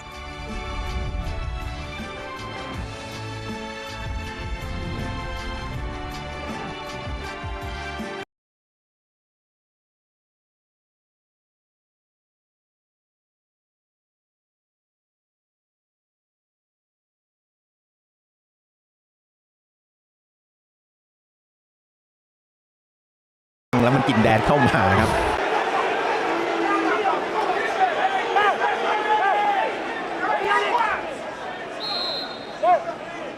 นะครับลูกฟรีคิกเอเวอร์ตันนาที26ครับส่งสัญญาณดิวสปินฮอร์เปิดเข้ามาในกรอบโทษไม่ถึงใครเลยครับมงเคลียร์ทิ้งไม่ได้ครับเอ็กซ์คิมิเนสแล้วบอล2เป็นของแหมอย่างดีที่ว่ามิโคเลนโกไปเกี่ยวมาไว้ได้ครับบอลอยู่ที่กิลิชด้านซ้ายดวลกับอเล็กซ์คิมิเนสกิลิชให้กับดิวสปินฮอร์ไปข้างหน้าแล้วอยากจะเปิดมาให้กับทางทารอนอาการาสครับมาติดแล้วมันไปเข้าซองทางเปโตวิชครับแต่ว่าจังหวะทำชิ่งกันสวยนะครับแล้วดูจังหวะเกี่ยวไปข้างหน้าโอ้โหยอดเยี่ยมมากนะครับดิวสบรีฮอลแต่ต้องชมไทเลอร์ดัมเช่นเดียวกันนะครับตามมาสกัดให้ลูกเปิดเนี่ยมันไม่ไปถึงนักเตะของเอเวอร์ตันเลยครับคือการยืนของนักเตะบอลหมัดน่าสนใจนะครับไทเลอร์ดัมจะถอยต่ำลงมาเป็นอีกหนึ่งเซนเตอร์แบ็กคนหนึ่งครับในเวลาที่ขึ้นเกมขึ้นมาแล้วครับมิโลซาฟเยวิชโดนกระแทกนิดนึงจากกาลาราสบอลอยู่ที่คิมิเนสกระแทกมันไปข้างหน้าครับยังติดมิโคเลนโกเปิดบอลยาวเลยครับไปพื้นที่ว่างให้กับอาการาสครับอาการาสรอเพื่อนกิลิชมาอยากจะเปิดไปข้างหน้าให้กับมิโคเลนโกครับยังติดเป็นบอลทุ่มครับของเอเวอร์ตันทุ่มเร็วอาการาสโอไบรอันมาที่ทาร์คอฟสกี้กระแทกมันไปข้างหน้าให้กับเจโนบารี่ครับเล่นกับทางเอ็นดีไออยู่ด้านขวาดวลกับทุบแฟร์เอ็นดีไอไม่ผ่านครับโดน2 รุม 1ครับเดมิโยมาช่วยครับแล้วบอลอยู่ที่ทุบแฟร์มาที่อเล็กซ์สกอตหลอกทางอาการาสแล้วให้กับเนี่ยครับโอ้โหเล่นจริงกัน 1-2 แล้วสวยด้วยครับมาแล้วครับอยู่ที่ทุบแฟร์ ทุบแปรพยายามจะเปิดแล้วติดทาคอฟสกี้ยังได้อยู่ครับคูปี้มาที่เซเมนโยในกรอบเขตโทษมีผู้เล่นด้านขวางทางอยู่ครับเป็นทาคอฟสกี้ทำได้ดีครับไพรเวิร์ดพยายามจะเปิดเข้ากลางแล้วมันยังไม่ถึงเพื่อนครับแล้วมาเข้ามือทางพิกฟอร์ดแต่ว่าสกอตพาบอลลุยแล้วทำชิ่งกันตรงนี้ไปกักกันนิดนึงครับแต่ทุบแฟร์ในไวมากนะครับเติมขึ้นมาเปิดติดนะครับแล้วตรงนี้ก็ไปกักกันอีกครั้งหนึ่งแหมน่าเสียดายครับบอลหมัดเซเมนโยจะให้ดื้อๆนั่นแหละครับแต่ว่าไคลเวิร์ดเนี่ยหยุดวิ่งไปแล้วนะครับคือจังหวะมันไม่ต่อเนื่องนะครับ2 ครั้งกักกันไปแต่จุดหนึ่งคือบอลหมัดเนี่ยริมเส้น2ฝั่งเนี่ยขึ้นสุดลงสุดจริงนะครับเวลาไปช่วยเกมรับนี่ก็โอ้โหลงสุดเลยเวลาขึ้นมานี่แป๊บเดียวเท่านั้นครับคือฟูลแบ็ก2 ฝั่งนี่สายลุยอยู่แล้วครับอีเลสแหมโดนคือพยายามจะเปิดแล้วมันติดทางแอตลี่ครับอย่างดีที่ว่ายังเข้าทางพิกฟอร์ดอยู่ตอนนี้เซเมนโยมาดึงซ้ายครับแอตลี่ออกไปขวาบ้างแล้วครับได้บอลแล้วเอ็นดีไอดวลกับดีเต้เอ็นดีไอจะพลิ้วหลบได้หรือไม่เปิดเข้าด้วยซ้ายครับแหมมันไม่ถึงเจโนบารี่ครับติดทางคาร์เลอร์ดัมตอนนี้บอลอยู่ที่อเล็กซ์สกอตเซเมนโยกลับคืนหลังไปชุบแฟร์มาตั้งกันใหม่ครับที่บิโลซาฟเยวิชหาบอลขึ้นหน้ามาพยายามจะเปิดให้กับเพื่อนเด็กครับแล้วก็ไม่ได้ครับแต่ว่าไพรเวิร์ดมาตัดบอลไม่ได้อดัมส์เล่นกับไพรเวิร์ดครับบอลที่อเล็กซ์สกอตซ้ายว่างแล้วครับชุดแฟร์ว่างอยู่อเล็กซ์สกอตมีชุดแฟร์มีเซเมนโยแล้วให้เซเมนโยครับริมซ้ายสุดเลยดวลกับเจมส์การ์เนอร์ยังอ่านทางได้ดีครับบล็อกเอาไว้ได้แล้วเปิดกระแทกมาข้างหน้ามีใครไหมโอ้โหเล็กสกอตที่พลิ้วหลบทางอาการาซะเพื่อโดนผลักแต่ผู้สินให้เล่นต่อครับเป็นบอลได้เปรียบพอบอลไม่ได้เปรียบแล้วเป่าทันทีครับการ์เนอร์นี่ก็เป็นอีกคนที่ต้องระวังนะครับเพราะตัวเองก็คาดโทษเหลืองอยู่เหมือนกันนะครับเล่นเร็วทันทีครับมาที่ชุบแปโอเข้าขวาแล้วยังไม่เปิดครับให้กับไคลเวิร์ดดวลกับดิวส์บิฮอลโยก1 ทีแล้วให้กับชุบแปเปิดดีกว่าครับแหมยังติดทางดิวส์บิฮอลครับเป็นบอลทุ่มครับของบอลมา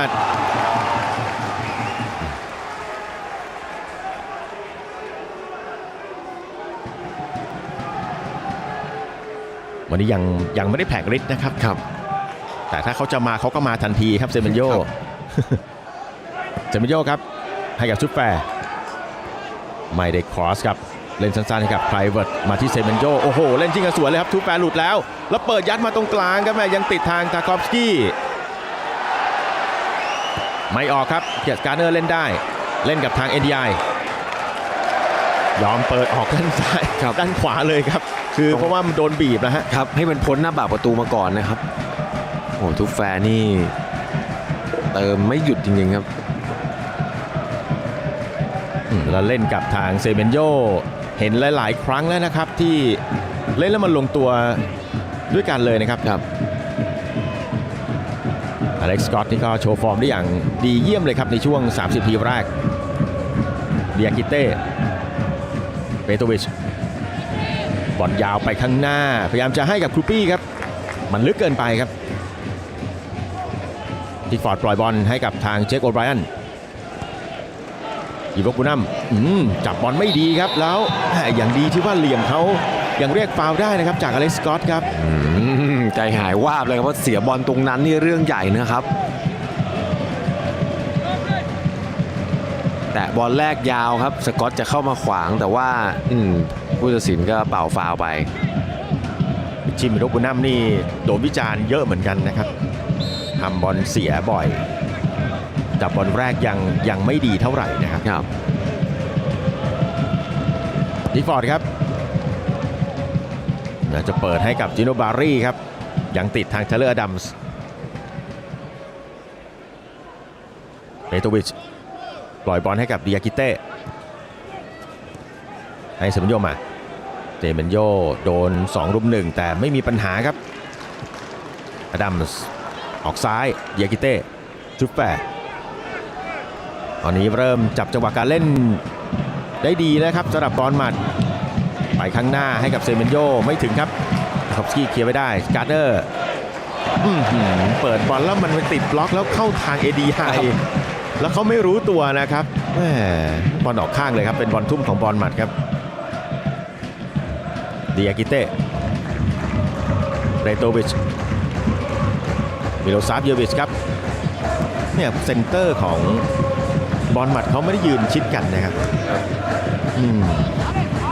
แต่จะมีมิดฟิลด์เนี่ยจะคอยถอยต่ำลงมาเอาบอลด้วยคนหนึ่งอย่างอเล็กซ์สก็อตเนี่ยครับ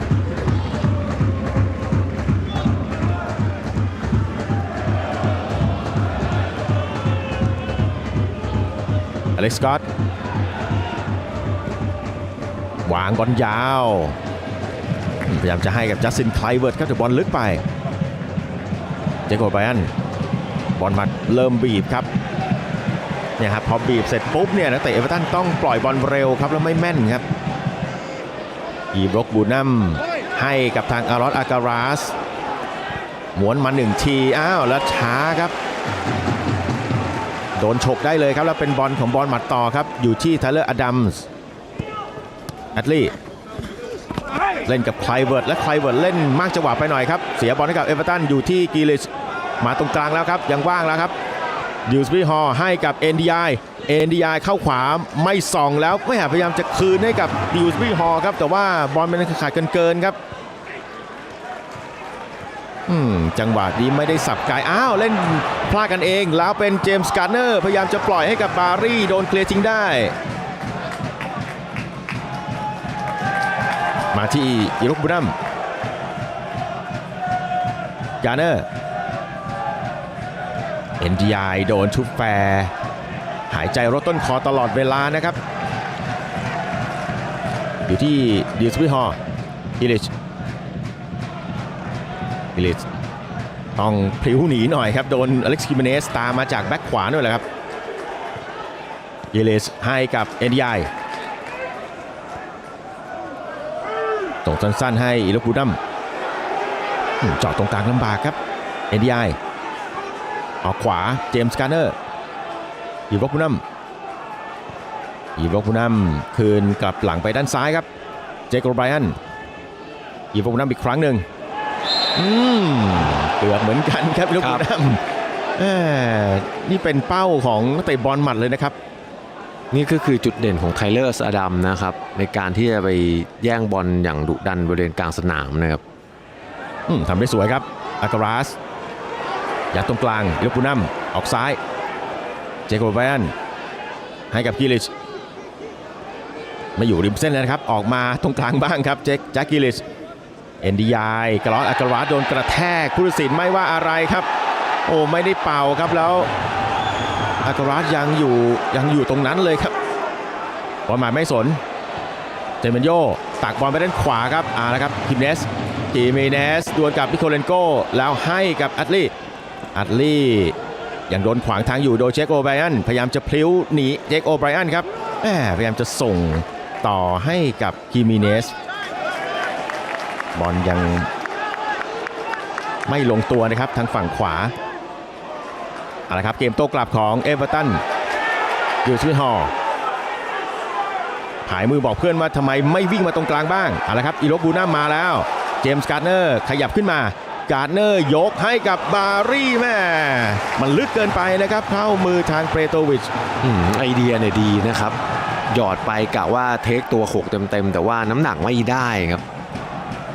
นะครับบอลอยู่ที่บอลหมัดครับอเล็กซ์สก็อตให้ชุบแฟร์ด้านซ้ายชุบแฟร์ขยับขึ้นมามีกรูปี้ออกทางมาด้านซ้ายบ้างครับแล้วขยับเข้าในแล้วครับกรูปี้เคลื่อนที่ตลอดเวลานะครับข้างหน้าของทางบอลหมัดเนี่ยมิโลซาเวียวิช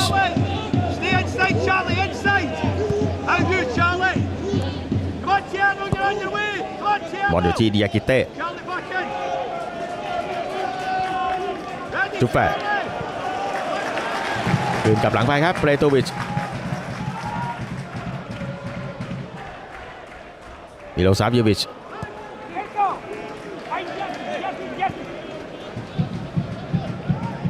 ดิยากิเต้เปโตวิชบอกเพื่อนว่าวิ่งหน่อยด้านขวา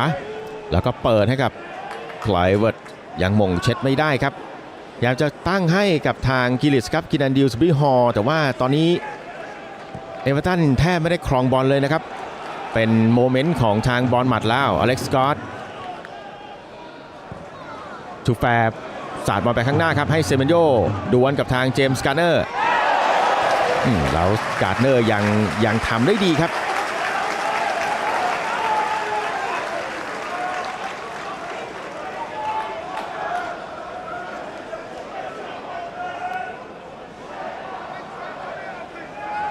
พิกฟอร์ดนี่ดึงช้าหน่อยครับเพราะว่าเป็นช่วงเวลาของทางบอลหมัดเลยครับในช่วง5นาทีที่ผ่านมาจริงๆเดวิดมอยส์เนี่ยมีสถิติการเจอบอลหมัดที่ค่อนข้างดีนะครับมาเยือนบอลหมัดเนี่ยชนะ4จาก7นัดเลยนะครับเปโตวิชเตะโด่งมามิโคเลนโก้ครับมงแล้วมันออกข้างครับเป็นบอลทุ่มของบอลหมัด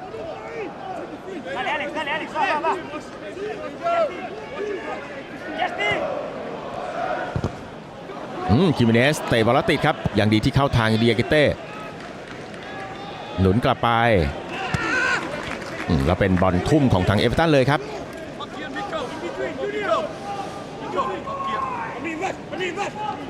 ยังไม่มีสกอร์แรกนะครับระหว่างบอลหมัดกับเอเวอร์ตันครับผลัดกันรุกผลัดกันรับนะครับคู่นี้ทูแฟร์เตะแล้วก็ไปโดน NDI นะครับทำฟาวล์ครับคือยัง0-0แต่ว่ามันก็เป็นเกมที่ถือว่าเขม่งเกลียวพอสมควรนะครับเพราะต่างฝ่ายต่างแบบเล่นด้วยสมาธิแบบยอดเยี่ยมนะครับใครพลาดใครไปเหม่อนี่โดนแน่นอนครับ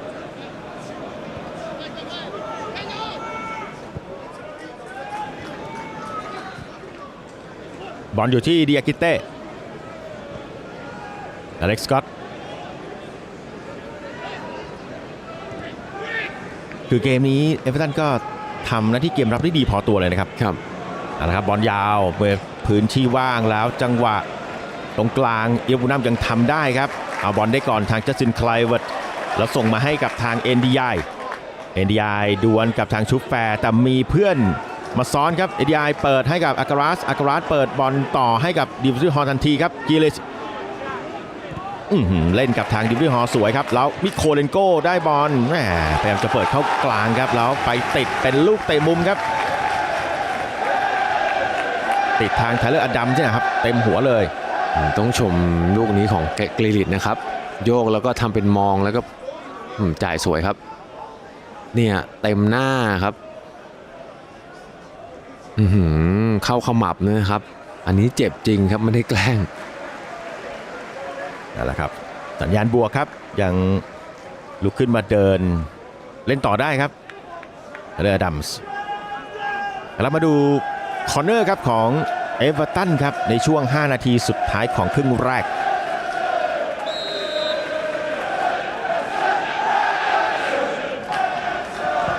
เจมส์การ์เนอร์เปิดเข้าโอ้โหซีเสาแรกครับแล้วมงได้ด้วยครับดิโนบารี่ยังเป็นทูแฟร์ครับก็เลยได้เตะมุมต่อนะครับนั่นแหละครับถือว่ากดดันทูแฟร์ได้ดีนะครับบารี่ครับแต่ละครับเอามาประกบกันด้วยนะครับไซส์ต่างกันนะบารี่ยังอยู่ที่เดิมครับทูแฟร์เช่นกัน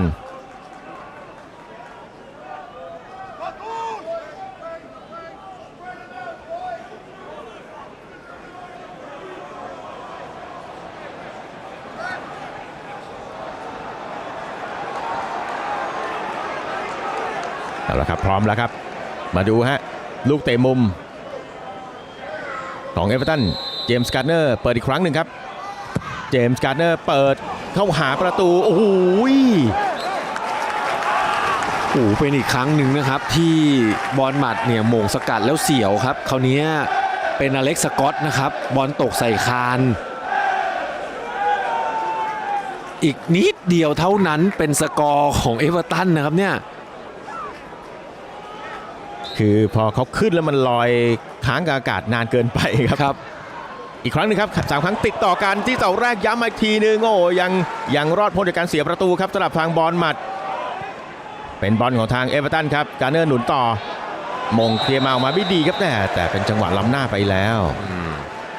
หายใจโล่งไปครับบอลหมัดโอ้เตะมุม3 ครั้งแล้วตันได้ลุ้นหมดเลยนี่เมื่อสักครู่นี้การเนอร์จะปั่นให้มันเข้าไปเลยนะครับนั่นน่ะแล้วมีแบร์รี่เนี่ยโฉบเข้ามากดดันด้วยตั้งใจจะหม่งแต่ว่าเปโตวิชยื่นมือออกไปช่วยบล็อกเอาไว้ได้นะครับเป็นเขาเรียกว่าการซ้อมกันมานะครับเอเวอร์ตันในการเปิดคอร์เนอร์ย้ำไป3 รอบนะครับแล้วแบร์รี่อยู่ตรงนั้นพอดี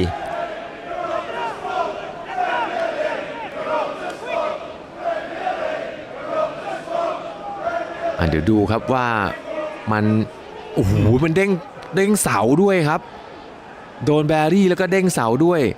ไม่แน่ใจว่าสถิติของแบรี่ในการลุ้นประตูแล้วตรงกรอบนี่นับหรือเปล่า นะครับลุ้นกันต่อครับในช่วงท้ายครึ่งแรกดูดบอลลงได้สวยครับจัสตินไคลเวิร์ดผู้ตัดสินปล่อยครับแจ็คกี้ลิสกระแทกไปข้างหน้าให้กับบารี่ยังติดมิโลซาฟเยวิชครับโอ้โหแล้วหลอกลูกนี้สวยเลยอเล็กคิมิเนสคืนกลับหลังไปให้กับเปโตวิชเปิดบอลมาข้างหน้าไม่ถึงเพื่อนครับบอลอยู่ที่คีนันดิวสปีฮอลแล้วไปใช้มือครับจัสตินไคลเวิร์ดนี่หลายครั้งแล้วนะครับเวลาเข้าบอลไม่ติดเบรกเลยครับนั่นแหละครับรับไปครับหลายครั้งมากๆแล้วครับแล้วไปบ่นกับทางแจ็คกิลิสด้วยนะครับจัสตินไคลเวิร์ดคือเราเห็นแบบนี้หลายครั้งแล้วจากจัสตินไคลเวิร์ดนะครับเวลาเข้าบอลนี่คือไม่ได้มีเจตนาเล่นบอลเลยครับเนี่ยดูนะครับนั่นน่ะทั้งไม้ทั้งมือทั้งทุกอย่างแหละครับบอลไม่ได้เกี่ยวข้องด้วยเลยครับนั่นแหละครับผู้ตัดสินก็แจกใบเหลืองให้กับจัสตินไคลเวิร์ดนะครับ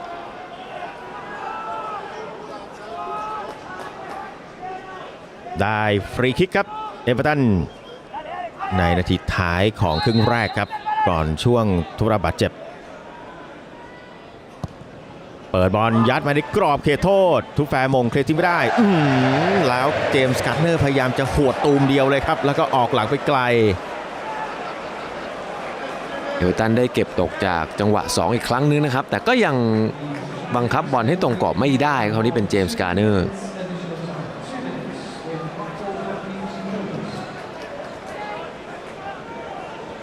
นะครับทดเวลาบาดเจ็บ2 นาทีนะครับเกมครึ่งแรก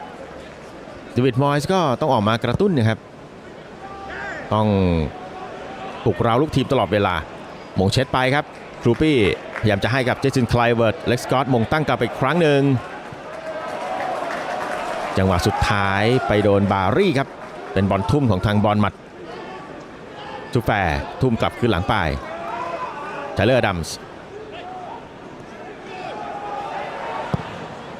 บอลยาวครับเปโตวิชนะครับที่เคลียร์ได้บอล2เป็นของเอเวอร์ตันครับอยู่ที่ NDI แต่ว่าพื้นที่น้อยครับจ่ายยัดตรงนี้เจมส์คัตเนอร์คือจังหวะมันจะวิ่งไปข้างหน้าพอดีครับบอลหมัดครองบอลไทเลอร์ดัมส์มิโลซาฟเยวิชพาบอลขึ้นมาข้างหน้าแล้วเปิดได้สวยเลยครับอเล็กคิมิเนสให้กับอัตลี่จ่ายบอลพลาดครับอย่างดีชิว่าเทเลอร์ดัมส์มาแก้ไขไว้ได้ครับในจังหวะที่คาร์ลอส ซาการัสพยายามจะล็อกเข้าขวาข้างถนัดของตัวเองเดียเกเต้ออกให้กับชุปแฟร์เดียเกเต้ครับ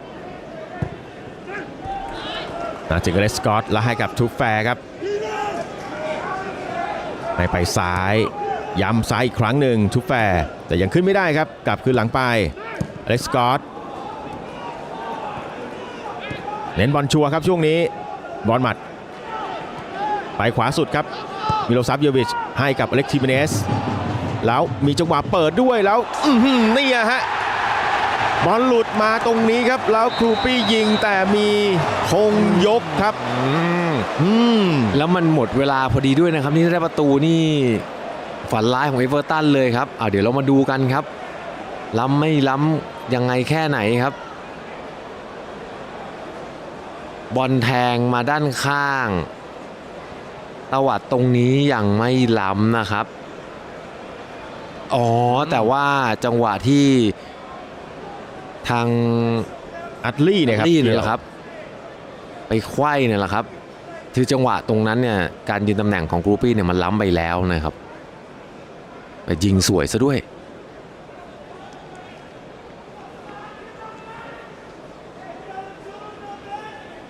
เดี๋ยวดูอีกทีนะครับตรงนี้ไม่ล้ำเนี่ยตรงนี้ไม่ล้ำแต่นี่แหละครับถ้ามันเลยถึงกรูปี้เลยนะมันไม่ล้ำนะครับคนสัมผัสเนี่ยสัมผัสบอลดันล้ำก่อนครับ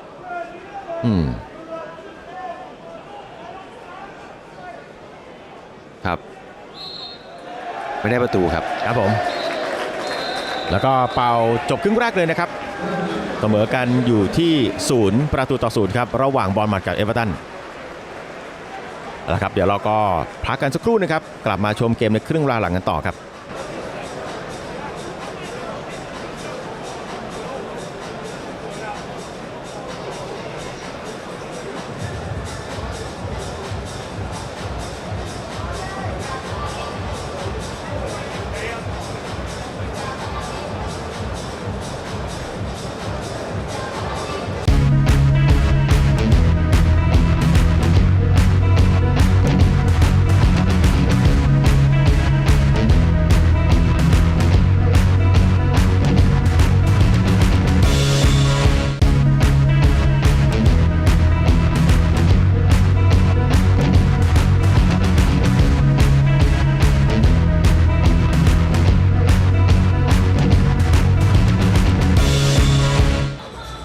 ผมนำท่านผู้ชมนะครับกลับไปที่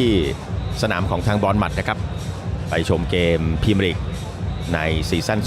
2025-2026 ในครึ่งเวลาหลังครับระหว่างบอลมัดกับทางเอเวอร์ตัน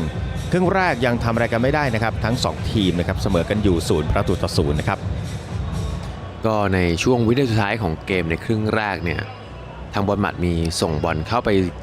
ซุกก้นตะข่ายนะครับจากจูเนียร์กรูปี้แต่ว่าเป็นจังหวะล้ำหน้าไปก่อนนะครับนั่นแหละครับผู้เล่นก็เริ่มทยอยลงสู่สนามแล้วนะครับ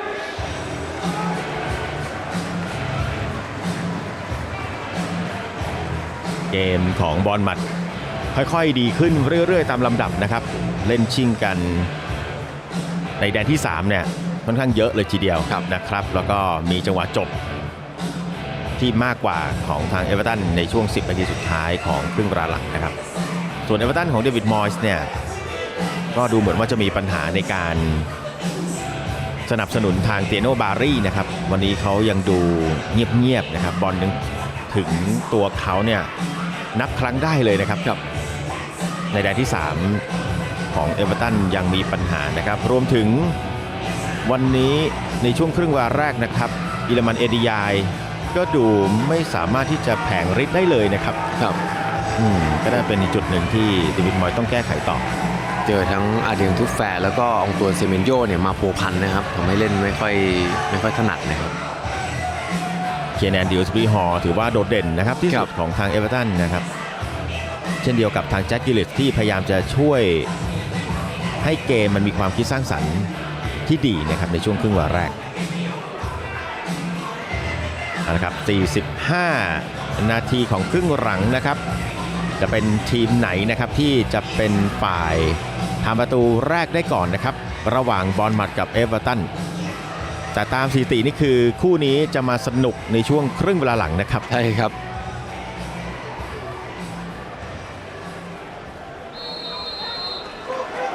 เอาละครับผู้ตัดสินเป่านกหวีดนะครับเริ่มเกมครึ่งหลังนะฮะบอร์นมัธได้เคลียร์ยังไม่มีรายงานการเปลี่ยนตัวนะครับของคู่นี้ชุบแฝดพยายามจะเล่นกับทางเซเมนโยทำบอลเสียไปเดี๋ยวรบบุนัม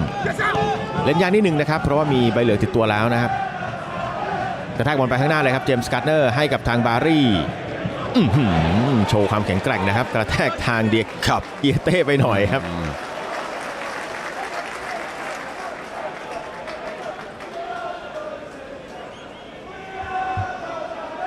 ก็เป็นบอลทุ่มนะครับของทางเอเวอร์ตันเลยเจค โอไบรอันมาประจำการรับหน้าที่นะครับออกทรงนี้ก็ทุ่มไกลนี่เข้าไปในกรอบเขตโทษ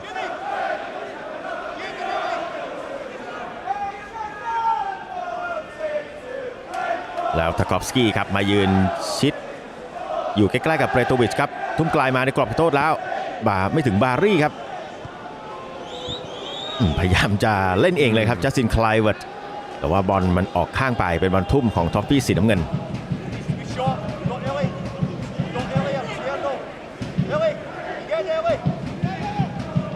เจมส์ การ์เนอร์บารี่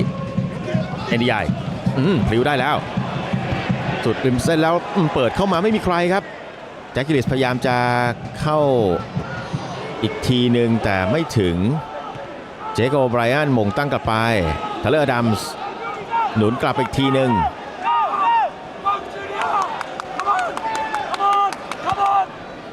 โอไบรอันเตะโด่งมาครับให้กับบารี่แล้วบอลมาถึงครอส อาการาสเอาละครับอาการาสได้แล้วซัดเลยไปติดทางมิโลซาฟ เยวิชครับเป็นลูกเตะมุมครับ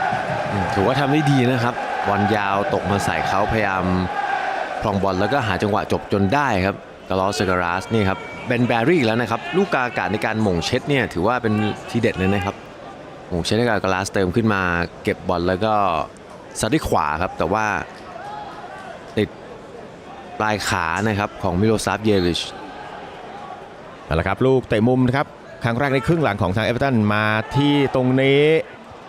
ยังหม่งคิดไว้ได้ครับอัดลี่แล้วบอลหลุดครับบอลเข้าทางเอดีไอโอ้โหอันนี้คือการปะทะกันครับน่าจะหนักอยู่ครับอัดลี่กับทางเอดีไอแต่ผู้ตัดสินเนี่ยชี้ไปให้เป็นลูกฟาวล์ของเอเวอร์ตันฟาวล์นะครับ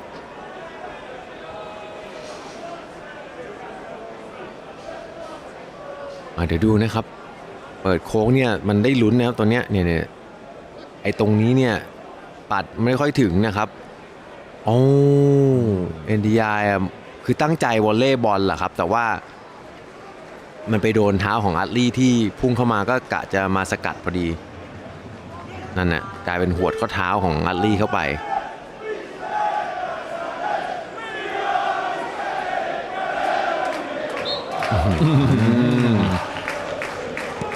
คืออัดลี่เองก็พยายามจะแย่นะครับเพื่อที่จะเคลียร์ปะทะกันครับเอาละครับมาที่บอลหมัดครับหมุนกลับมามิโลซาฟ เยวิชแล้วมีจังหวะนอกจอครับอัดลี่ลงไปนอนกลุ่มหน้าเหลืองตกใจเมียกไมโครเลนโก้นึกว่าเป็นอีโรบูนัมนะครับตอนแรก เราไม่เห็นนะครับจังหวะที่เกิดการปะทะนะครับเดี๋ยววิ่งมาปุ๊บไมโครเลนโก้เหวี่ยงแขนมีการเหลือบมองด้วยนะครับนั่นสุ่มเสี่ยงนะครับเล่นแบบนี้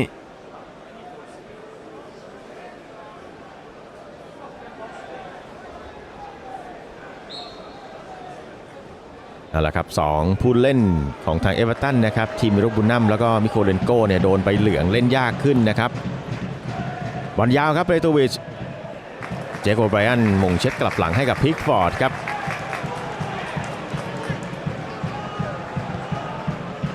พิกฟอร์ดออกขวาให้กับทากอฟสกี้สกาเนอร์โดนบีบครับโดยไซเมนโยเป็นบอลทุ่มครับของท็อฟฟี่สีน้ำเงิน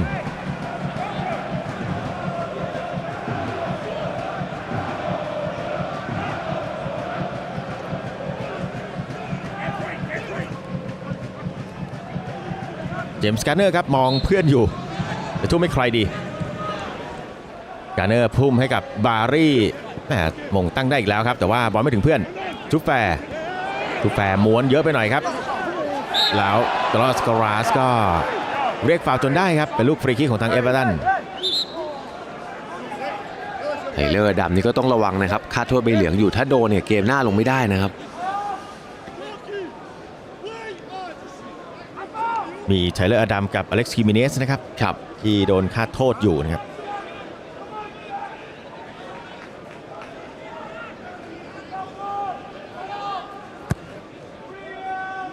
เตะมาข้างหน้าครับบารี่มงตั้งได้ด้วยครับ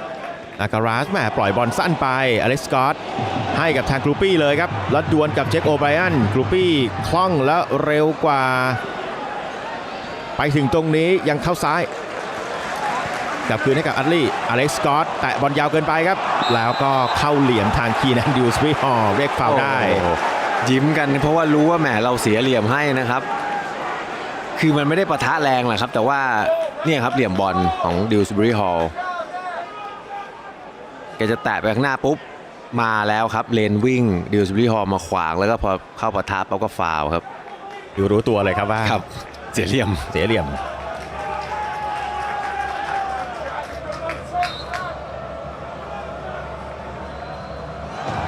จุดไหนพิกฟอร์ดครับเตะบอลยาวดีเกเต้นะครับมงทิ้งไม่ได้อีกครั้งหนึ่งครับดีเกเต้ไปดึงครับแต่ผู้ตัดสินไม่ว่าอะไรฮะช็อตปะทะของเจมส์ ทาคอฟสกี้แล้วก็ครูปี้ทาคอฟสกี้เปิดยัดเข้ากลางให้กับบารี่แม่จังหวะแรกยังทำได้ไม่ดีเท่าไหร่นะครับบอลอยู่ที่เซเมนโยแล้วมีทูแฟร์วิ่งซัพพอร์ตไปครับด้านซ้ายไม่ส่งครับติดทางเจมส์ การ์เนอร์และ NDI โดนแซะไปที่ข้อเท้าครับโดยไทเลอร์ อดัมส์นั่นแหละครับเพิ่งพูดอยู่หยกๆนะครับว่าถ้าโดนแล้วเกมหน้าลงไม่ได้นั่นแหละครับไทเลอร์ อดัมส์รับใบเหลืองไปนะครับแต่คิดว่ามันจำเป็นจะต้องทำนะครับไม่งั้นอิลิมาน NDI หลุดยาวครับเกี่ยวพลิกไปได้แล้วครับไทเลอร์ อดัมส์ไม่ยอมครับตัดฟาวล์แบบนี้รับใบเหลืองไปครับนัดหน้าลงไม่ได้นะครับเจอกับเชลซีฝั่งของบอลมัดนัดหน้าลงไม่ได้คือไทเลอร์ อดัมส์ครับส่วนเอเวอร์ตันเป็นทีมอีโรบูนัมที่จะลงสนามเจอกับทางนอตติงแฮมฟอเรสต์ไม่ได้ด้วยนะครับเราล่ายังอารมณ์ดีอยู่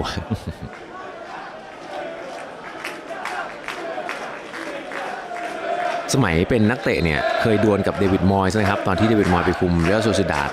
นะครับตอนนั้นอิลาล่าเล่นฤดูกาลสุดท้ายให้กับแอตเลติกบิลเบานะครับบอลยาวมาอัดลี่มงตั้งกลับไปข้างหน้าครับครูปี้กระแทกบอลไปข้างหน้าเลยครับอเล็กซ์ คิมิเนสโอไบรอันถึงก่อนแล้วเหลี่ยมนี้อีกแล้วครับเราคิมิเนสเหมือนจะไม่เห็นด้วยนะครับนี่ก็เป็นอีกคนหนึ่งที่เรียนครับว่าติดค่าโทษใบเหลืองอาการต้องเก็บดีๆครับฮึดฮัดมากผู้ตัดสินแจกก็ดื้อๆนะครับเปิดสวยนะครับแต่ว่าตามไม่ทันแล้วก็ต้องชมเจค ไรอันครับทำมาบังลายได้ดีมากกองจับมาที่วานิสันครับ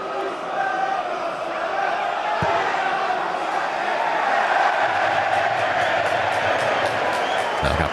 ภาพตัดมาอีกครั้งหนึ่งเป็นบอลทุ่มของบอลหมัดครับอเล็กซ์ คิมิเนสทุ่มกลับขึ้นไปมิโลลาฟเซวิชวางบอลยาวไม่มีใครข้างหน้าครับครูปี้ไม่ได้อยู่ในตำแหน่งที่ดีบอลไปเข้ามือทางพิกฟอร์ดผ่านมา10นาทีนะครับของครึ่งเวลาหลัง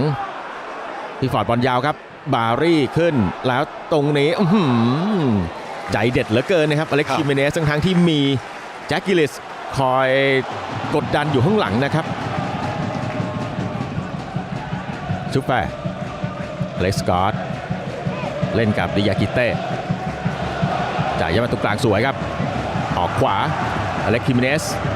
แล้วมีอัดลี่วิ่งทำทางให้อยู่ครับไปที่อัดลี่แล้วเปิดไปตรงนี้แม่ยังติดทางเจค โอไบรอันยืนตำแหน่งได้ดี คิมิเนสเปิดไปเสา2ไม่มีใครNDI ก็ขวางเอาไว้ครับเอาเป็นบอลทุ่มของทัฟฟี่สีน้ำเงินเติมขึ้นมาดีนะครับแต่คลอสยังไม่ค่อยเข้าโฟกัสสักเท่าไหร่ครับแต่ทุ่มจังหวะแบบนี้ก็อันตรายเหมือนกันนะครับถ้าเก็บบอลครอบครองไม่ได้นะครับบอลหมัดก็ขึ้นมาเพลสสูงทันทีนะครับบอลอยู่ที่ NDI แงะได้ไหมจังหวะนี้ทำได้ครับคีนัน ดิวส์บริฮอลจังหวะนิดนึงแต่หลักยังแข็งอยู่เปิดบอลไปข้างหน้าละกากราสแล้วมาที่บารี่ถึงหรือเปล่าครับบารี่โอ้โหพยายามจะชิปแล้วมัน ไปติดทางเปโตวิชในจังหวะสุดท้ายครับยังไม่เป็นประตูแรกในพรีเมียร์ลีกของบารี่ครับโอ้โหเจโน่บารี่นี่น่าจะเป็นโอกาสดีที่สุดตั้งแต่ฤดูกาลนี้เปิดมาของเขาแล้วครับเจโน่บารี่ยังไม่เป็นประตูครับต้องชมจอร์เจเปโตวิชด้วยแต่ว่าก่อนอื่นเลยต้องชมดิวส์บรีฮอลนะครับลุยมาเจอดึงเนี่ยยังขวางไว้ได้ให้มาปุ๊บสกัดแกไม่ดีเอากระลัดเลยไม่ล้ำนะครับแล้วก็สกิดต่อให้แบรี่พยายามจะยิงให้ข้ามตัวเปโตวิชนั่นแหละครับเกี่ยวบอลไปก็ถือว่าใช้ได้นะครับแต่ว่าต้องชมเปโตวิชจริงครับโอ้โหนี่ดูครับแบรี่นี่เสียดายสุดๆไปเลยอ่ะอาการออกทันทีนะครับเตโนบารี่คือผิดหวังสำหรับตัวเองครับเอาละครับมาดูกันใหม่คอร์เนอร์การ์เนอร์ชกทิ้งครับโอ้โหตวัดกลับมาแจ็คกิลิสโดนไม่เต็มครับจัสตินไคลเวิร์ดทำบอลเสียเองแหมแต่ผู้ตัดสินเป่าให้เป็นลูกฟาวล์ของทางบอลมัดนะครับนี่ยังโชคดีนะครับว่าไม่โดนใบเหลืองเพราะผู้ตัดสินมองว่าอาจจะเบาเกินไปครับแต่ว่ามันเป็นการตั้งใจเบรกการสวนกลับของไคลเวิร์ดนะครับนะครับออกซ้ายครับเดียกิเต้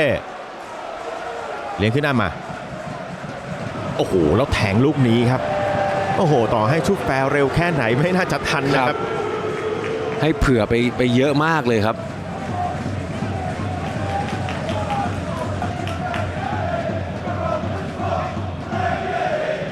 บอลทุ่มครับท็อปปี้สีน้ำเงินเจมส์การ์เนอร์ทุ่มให้กับบารี่แม่เขาทำได้ดีนะครับในจังหวะการพยายามจะพักบอลแล้วช็อตนี้ผู้ตัดสินปล่อยให้เล่นต่อครับแทงข้างหน้าให้กับบารี่แล้วกระแทกมาแม่พยายามจะให้กับแจ็คกิลิสไม่ถึงครับ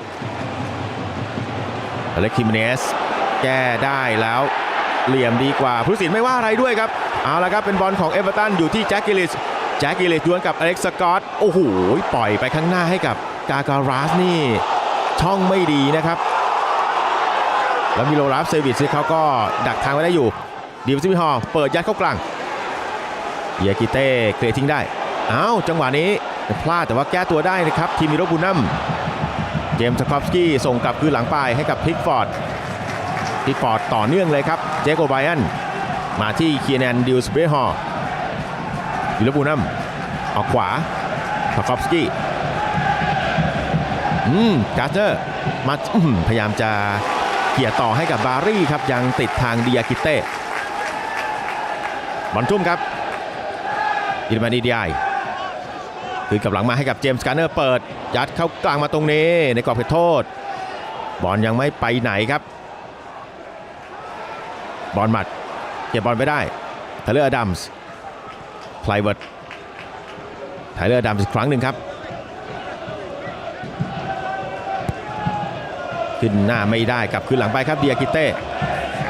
มิโลซาฟเยวิชปล่อยบอลไหลออกนะครับเป็นบอลของเอเวอร์ตันแล้วครับตอนนี้ครับมาที่แจ็คกิลิชออกขวาไปแล้วมันเลยข้ามหัวทาง NDI ครับโอ้โหคือตั้งใจจะให้ NDI แหละครับแต่ NDI เห็นวิถีบอลแล้วก็คิดว่าข้างหลังเราน่าจะมีตัวเติมนะครับหันขวับไปไม่มีใครเลยครับคือน้ำหนักบอลNDI ไม่คิดว่าจะส่งให้เขาครับแต่เล็กสกอตมีกลุ่มไปที่ข้างต้นขาแล้วครับก็ทำงานหนักนะครับมิดฟิลด์คู่กลางของบอลหมัดคือเนี่ยบทบาทของเอลตันเนี่ยที่โดดเด่นคือดิวส์บรีฮอลนะครับเอาครับเปลี่ยน2คนนะครับมาคัส ตาเวเนียแล้วก็เอเวนซอนนะครับคนที่ออกคืออัตลี่นะครับแล้วก็รูปี้ครับยิงเข้าแต่ว่าล้ำหน้าครับก็ต้องเปลี่ยนให้กับเป็นเรียกว่าเป็นทาร์เก็ตแมนอาชีพอย่างวันซอนลงมานะครับ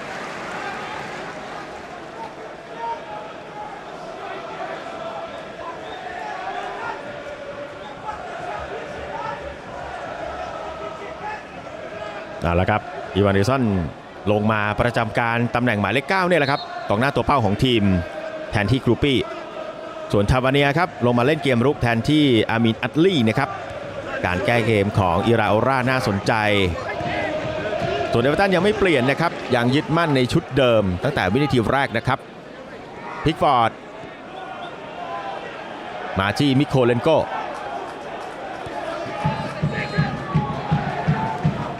แจ็คกิลิชดูสบิฮอร์ครับเล่นกับทางกิลิช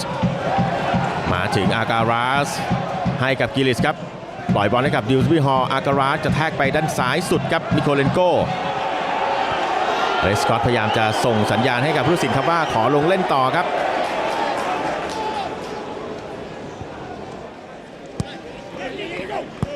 เอดีไอ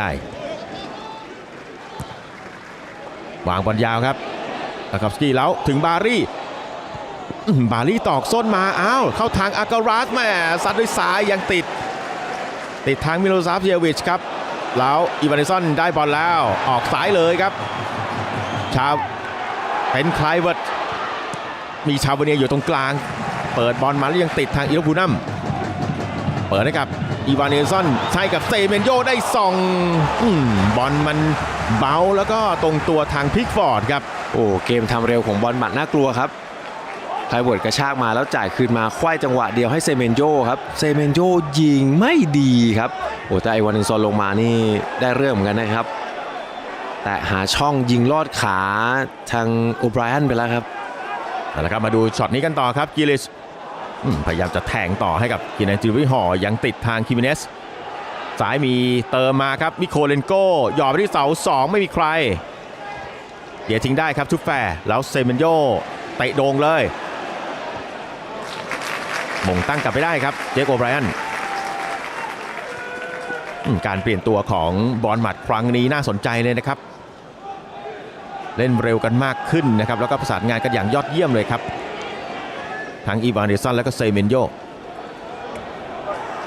ดิวส์วิฮอร์อิโรปูนัมดิวส์วิฮอร์อีกครั้งหนึ่งวันนี้แจ็คกิลิชไปยืนตรงกลางครับแล้วค่อยๆขยับมาด้านซ้ายครับคือไม่พยายามทำตัวเป็นเป้านิ่งนะครับกิลิชอิโรปูนัมขยับออกขวาเจมส์การ์เนอร์เอ็นดีไอโดน2 รุม 1มันเหนื่อยครับแล้วก็เซเมนโยไปช่วยไว้ได้เซเมนโยเปิดบอลออกขวาเลยครับชาบาเนียมาแล้วครับอเล็กคิมิเนสเล่นกับชาบาเนียมีอีวานเนสันแล้วก็ส่งให้กับทางคิมิเนสให้กับชาบาเนียถึงด้วยครับโอ้โหนิดเดียวเท่านั้นครับยังดีที่ว่าทาคอฟสกี้มาตัดบอลไว้ได้ก่อนนะครับอ่านจังหวะดีนะครับเจมส์ทาคอฟสกี้คือมันอาจจะลึกเกินไปแล้วด้วยแต่ว่าก็ต้องชมทาคอฟสกี้อยู่ดีนะครับกลายเป็นเสียเตะมุมไปครับนั่นแหละครับเกมรับของทางท็อฟฟี่สีเงินต้องสั่งการครับเพราะว่าในเกมที่แพ้กับนิวคาสเซิลเองก็เสียประตูจากลูกเซตพีซเพลย์เนี่ยแหละฮะรวมถึงในวันที่แพ้สเปอร์ยับเยินเช่นกันนะครับสำหรับเอเวอร์ตันลูกเตะมุมครั้งแรกนะครับของบอลหมัดชาบาเนียลงมาแล้วก็รับหน้าที่เตะมุมเลยครับชาบาเนียเปิดเรียดบอลยังไม่ไปไหนครับเข้าทางจัสตินไคลเวิร์ดหนุนกลับไปโอ้โหแล้วตรงนี้ครับมิโลซาฟเยวิชได้หม่งด้วยครับแต่ว่าบอลไม่ตรงกรอบเด็ก18นะครับแต่ว่ารูปร่างสูงเลยทีเดียวนะครับเล่นสั้นมาไคลเวิร์ดหยอดโอ้ล้ำนะครับล้ำครับถอยมาจากตำแหน่งล้ำหน้ามาเล่น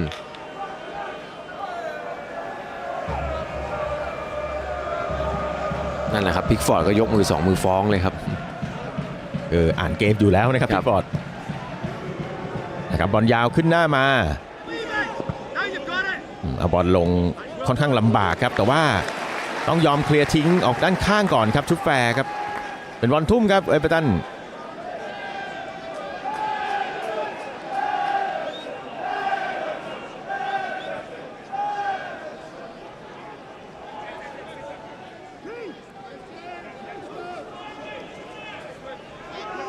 เจมส์การ์เนอร์ทุ่มสั้นๆกับทางเอ็นดีไอการ์เนอร์นี่ ผิวลำบากเหลือเกินครับเพราะว่าจับบอลทีไรโดนตลอดครับจาร์เนอร์เปิดเวียนมาพยายามตวัดยิงเร็วเลยครับเดียโนบารี่หลุดกรอบไปไกลโอ้โหยังคงยิงไม่ได้ตรงกรอบครับเดียโนบารี่ดูนะครับบอลเขาเป็นคนที่ขยับตัวหาช่องเนี่ยดีนะครับแต่พอบอลมาเนี่ยดันปิดบัญชีไม่ได้ครับนั่นน่ะคือข้างหลังก็มีแจ็คกิลิสด้วยนะครับคือถ้าหลุดมาเนี่ยกิลิสก็พร้อมที่จะสับไกแต่ว่าบารี่เขาเลือกยิงครับน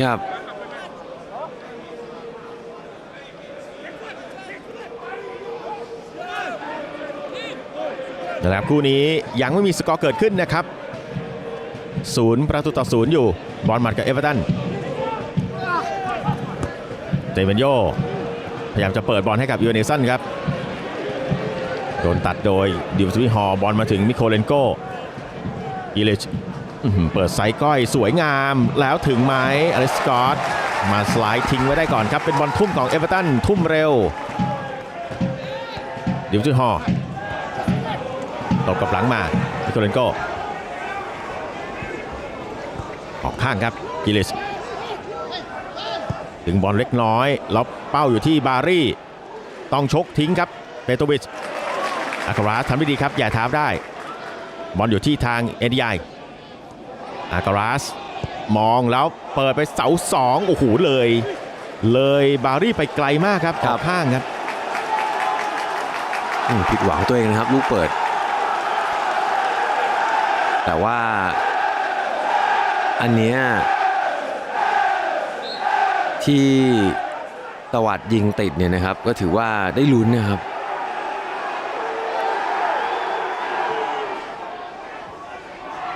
บอลตุ้มครับบอลอยู่ที่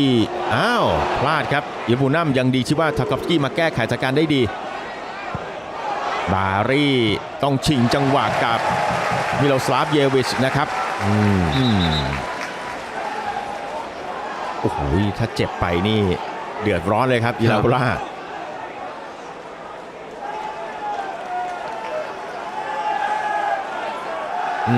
หวดไปแล้วโดนหัวเข่าของบารี่นะครับกลายเป็นคนหวดเจ็บเอง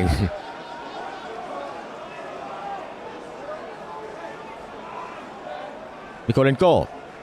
เป็นผู้ทุ่มครับพุ่มไกลมาทาคอฟสกี้มงเช็ดกลับไปยังไม่จังๆเลยนะครับในการยิงของทางเอเวอร์ตันมงเช็ดลูกนี้อาราการาสอย่าทิ้งได้ครับอเล็กซิเมเนสมิโคเลนโกหนุนกลับไปครั้งหนึ่งครับบอลอยู่ที่กิเลชดวลกับทีมีเนสแล้วทำได้ดีครับเป็นบอลทุ่มของเอเวอร์ตัน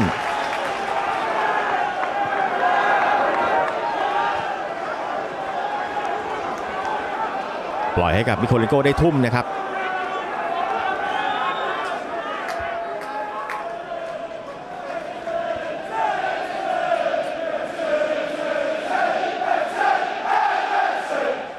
ทุ่มอยู่ข้างหลังกองเชียร์ท็อฟฟี่นะครับทุ่มมาซี่เสาแรกแล้วล้มไปผู้สินเมินเฉยครับปล่อยบอลไม่ดีครับสำหรับทาบาเนียเข้าทางมิโคเลนโกครอสมาในกรอบเขตโทษยังไม่แม่นครับเซมิโยดักทางไม่ได้เลอร์อดัมส์อีกครั้งหนึ่งแล้วจังหวะนี้ฉกไว้ได้ครับไคลเวิร์ดบอลอยู่ที่เซเมนโยแล้วโอ้โหอีวาปูนัมมาจังหวะสุดท้ายพอดีเลยทาคอฟสกี้เตะโด่งไปข้างหน้าครับแล้วครับเป็นบอลทุ่มของทางเอเวอร์ตันครับกินแดนมาได้มีเสียงนกหวีดเดี๋ยวมาดูครับที่ฟ้องเจ้าจุดโทษมันยังไงกันมีดึงแล้วก็ผลักแต่เล็กน้อยครับเล็กน้อยเป็นเล็กสกอตเลยครับจัสตินไคลเวิร์ดติดเหลืองนะครับโดนเปลี่ยนตัวออกไปแล้วแล้วก็ส่งแบ็กซ้ายนะครับโซเลลงมาฮูลิโอโซเลครับแบ็กอาร์เจนไตน์วัย20 ปีนั่นแหละครับเปลี่ยนอีกคนหนึ่งครับอิลาโอร่านะครับโซเลเอาโซเลกับทาง ทูแฟร์เนี่ยมายืนข้างๆกันนะครับ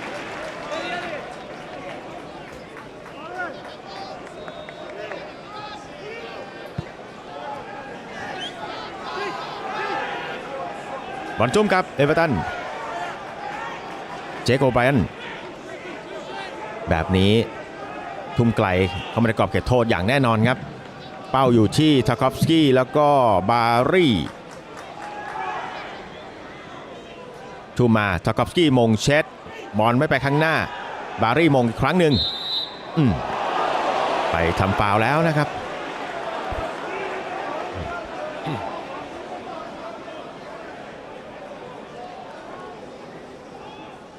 ฤดูกาลนี้นี่ไทเลอร์อดัมส์ยิงไปแล้ว2ประตูนะครับเกมที่แล้วที่แพ้ซันเดอร์แลนด์เขาก็ยิงได้แล้วยิงไกลด้วยนะครับเป็นสถิติของพรีเมียร์ลีกฤดูกาลนี้นะครับ 43.3 เมตรนะครับโหไกลมาก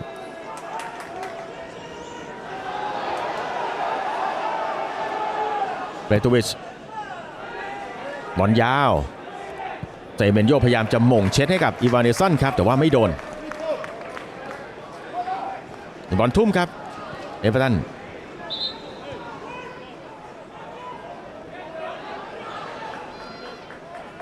ทุ่มกระหน่ำเส้นมาให้กับบารี่แม่พยายามจะเอาบอลลงครับแต่บอลกระดอนออกข้างบอลทุ่มของบอลหมัดทุ่มเร็วเลยยากิเต้เอานิดนึงครับแม่บอลจับบอลลั่นไปหน่อยแต่ยังแก้ไขได้บอลอยู่ที่ชุบแฟร์โดนบี้แต่ว่าผู้ตัดสินไม่ได้มองว่าเป็นลูกฟาวล์ครับเป็นบอลทุ่มของเอเวอร์ตันครับโอ้แล้วไปงัดกัน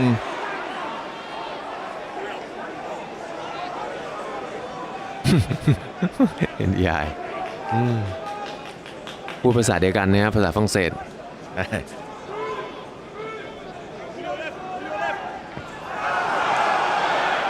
เอ็นใจแถมตอกส้นมาครับแม่ติดโซแลแล้วบอลกลับไปอยู่ที่เอ็นดีไออีกครั้งหนึ่งทาคอฟสกี้ได้เปิดก็แม่แล้วสุดท้ายไปโดนตัวเขาครับออกข้าง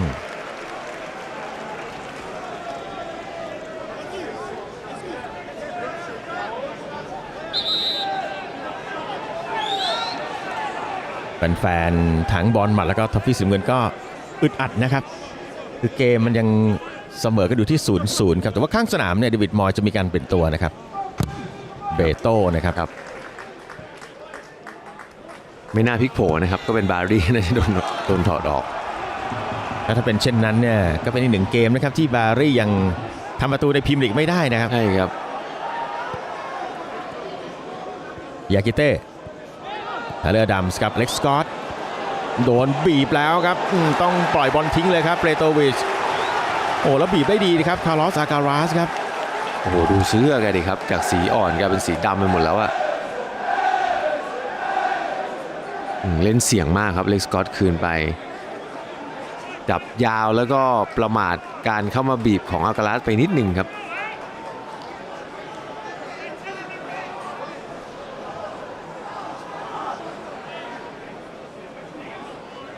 นั่นแหละครับเอเวอร์ตันได้กดดันครับช่วงนี้เจคโอไบรอันทุ่มไกลมาแล้วมงเช็ดได้ด้วยครับทาคอฟสกี้อยู่ที่แจ็คกิลิสโอ้โหจะคืนหลังให้กับคินาดิวที่ฮอครับเซเมนโยนี่ยังถึงก่อน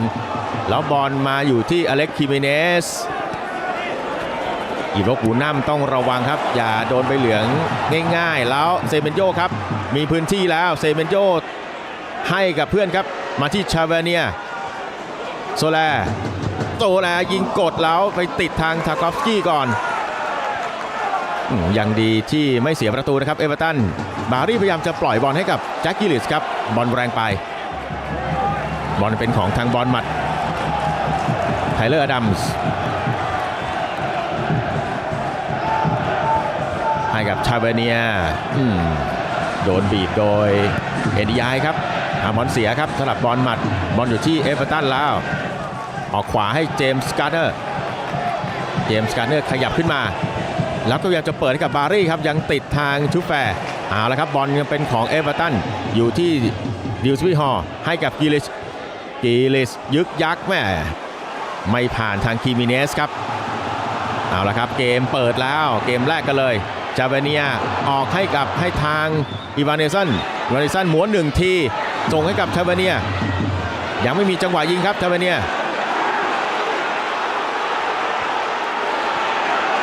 แล้วไปอะไรกับทางแฟนบอลนะครับจาเวเนียหันหลังกลับไปเหมือนแฟนบอลพยายามจะกระตุ้นให้ยิงครับแต่ว่าจาเวเนียคือไม่ยอมยิงครับ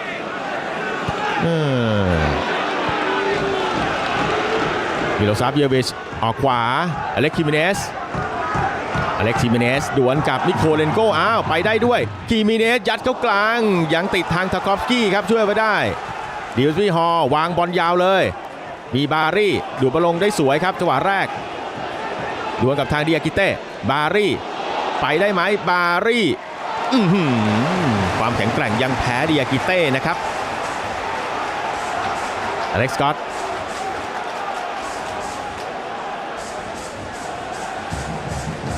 ทุบแปดโซแล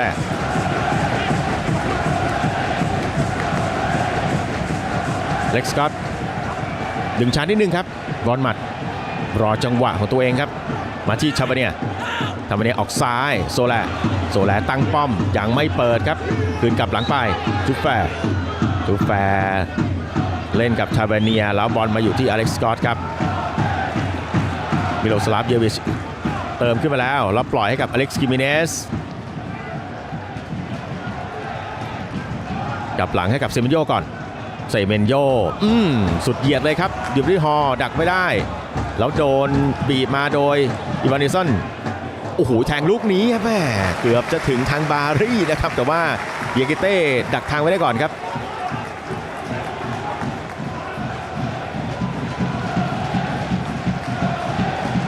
จุ๊บไป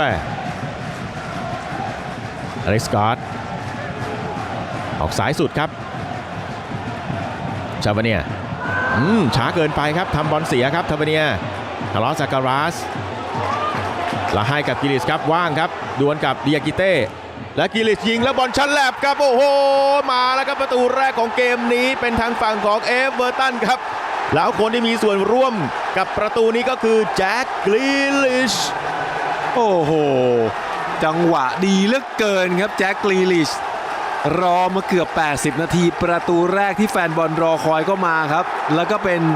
เจ้าแจ็คกรีลิชเนี่ยแหละครับกลับมาเล่นฟุตบอลได้อย่างมีความสุขอีกครั้งแล้ววันนี้เนี่ยเขาก็พยายามมาทั้งเกมนะครับได้ผลตอบแทนด้วยประตูแล้วครับในนาทีที่78ครับแจ็คกรีลิชทำให้เอเวอร์ตันขึ้นนำไปแล้วครับเป็นโมเมนต์ที่แฟนบอลท็อฟฟี่รอคอยเลยนะครับคือถ้ากองหน้าไม่ยิงครับตัวรุกก็ต้องทำครับแล้วเป็นแจ็คกิลิชครับโยกเข้ามาเท้าขวาแล้วยิงนะครับบอลชันแลบเปโตวิชก็หันได้แค่มองแหละครับนั่นแหละครับชันแลบดิอากิเต้ครับเหลือบมองที่กรอบเขตปากประตูแล้วครับแล้วก็ตัดสินใจยิงด้วยขวาครับบอลชันแลบดิอากิเต้เข้าไปครับเจเปโตวิชได้แค่เหลือบมองจริงๆครับโอ้โหแล้วยิงอยู่ใกล้ๆกับกองเชียร์ท็อฟฟี่เสียเงินด้วยนะครับสะใจกันเลยครับสำหรับกองเชียร์ทีมเยือนแต่จุดเริ่มต้นเนี่ยมาจากการเสียบอลของทาเวเนียนะครับที่ตรงกลางครับประตูก่อนหน้านี้ที่กรีลิชทำให้กับเอเวอร์ตันได้เนี่ยคือเกมชนะคริสตัลพาเลซ 2-1 นะครับซึ่งวันนั้นผู้ตัดสินก็คือไมเคิลซาร์สบุรีเอาครับเอเวอร์ตันก็ได้โอกาสเปลี่ยนแล้วครับดไวท์แม็กนิลแล้วก็เบโต้ครับได้โอกาสลงสนามมาแทนเจโนบารีแล้วก็กาลอสอาการาสครับเอเวอร์ตันยังไม่เคยบุกมาเอาชนะบอลหมัดที่นี่ในเกมลีกเลยนะครับแต่ตอนนี้พวกเขาขึ้นนำบอลหมัดไปเรียบร้อยนะครับแล้วก็นั้นก็ทำให้อันโดนีราล่าอยู่ไม่ได้ครับต้องเปลี่ยนเล็กสกอตออกแล้วก็ส่งกองหน้าอย่างเอเนสอูนาวลงมาแล้วนะครับเอาละครับทิ้งไพ่ใบสำคัญนะครับอิราโอราเติมตัวรุกลงมาอีกคนนึงครับอเล็กซ์อูนาว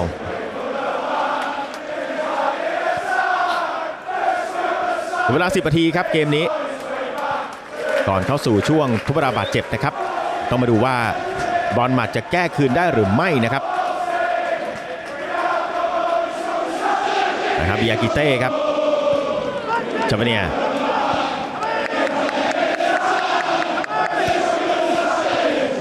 จุ๊บแปะส่งกลับมาตรงกลางให้กับเทเลอร์อดัมส์มิโลซาฟเยวิชขยับมาขึ้นหน้าครับกินแดนแทงบอลมาตรงนี้ครับยังดีที่ว่าเจคโอไบรอันยังเร็วกว่าทางเซเมนโยแล้วก็เหลี่ยมดีกว่านะครับเอาเป็นลูกตั้งเตะให้กับเอเวอร์ตันได้บอลขึ้นนำนี้ถือว่าเข้าล่องแข้งของเอเวอร์ตันเหมือนกันนะครับเนี่ยมาดูอีกทีครับโอ้จังหวะทำประตูขึ้นนำของแจ็คเกรลิชครับโยกมาแล้วซัดตัวเขาน่ะลื่นด้วยนะครับไอ้เท้าหลักเท้าซ้ายน่ะมันเหมือนลื่นด้วยนะครับนั่นน่ะแล้วกลายเป็นดีครับบอลที่มันควรจะวิ่งเข้าเสาแรกเนี่ยกลายเป็นฉลับยากิเต้แล้วโค้งไปเสา2ครับโอ้ทุกอย่างลงตัวเหลือเกินกับประตูนี้ของแจ็คเกรลิชครับ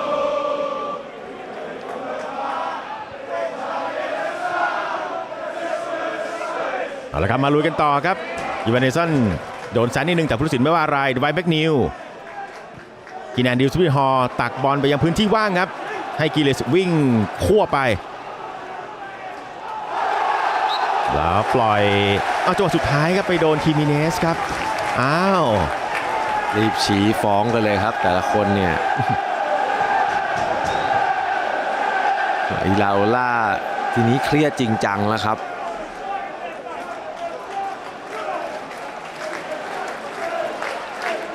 เปลี่ยน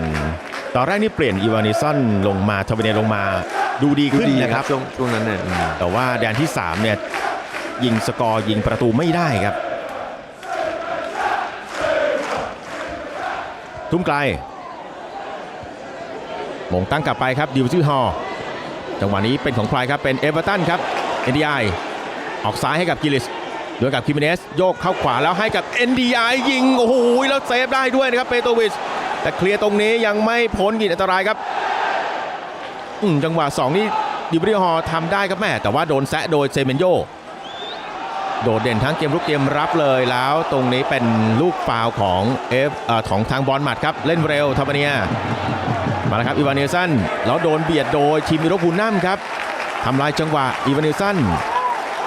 เป็นลูกทุ่มครับของบอลหมัดเกือบได้ประตูที่2ครับเมื่อสักครู่นี้ทางเอเวอร์ตันแต่ชาเลียกราสต้องปฐมพยาบาลที่แขนเลยครับ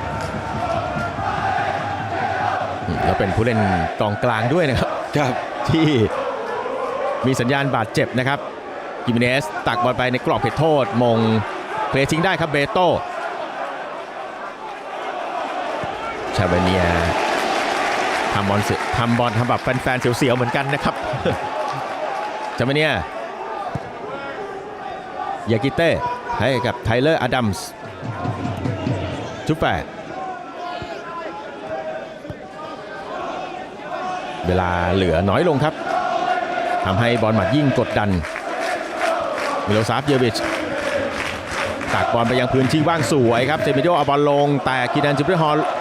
มาเบรกเกมไว้ได้ก่อนแต่เป็นเซเมนโยที่มีโอกาสเปิดตรงนี้ครับแล้วโอ้โหแล้วคิมิเนสครับยิงไปติดทางเจมส์ทาคอฟสกี้ครับ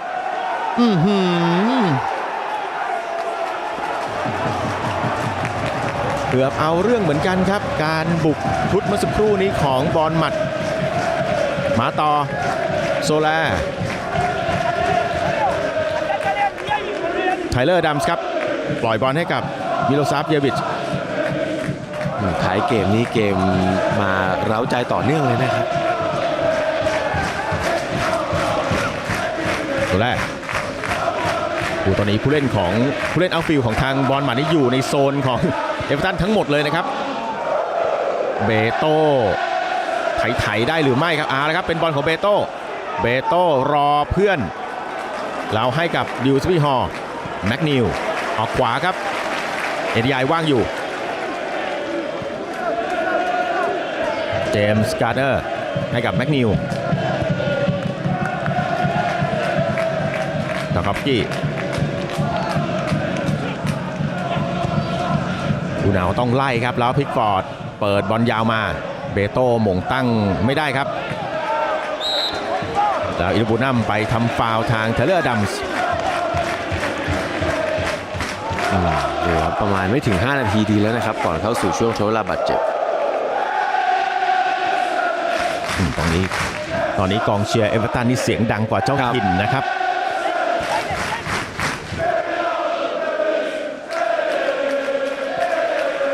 ร้องเพลงประจำนะครับ Spirit of the Blues นะครับสำหรับกองเชียร์เอเวอร์ตัน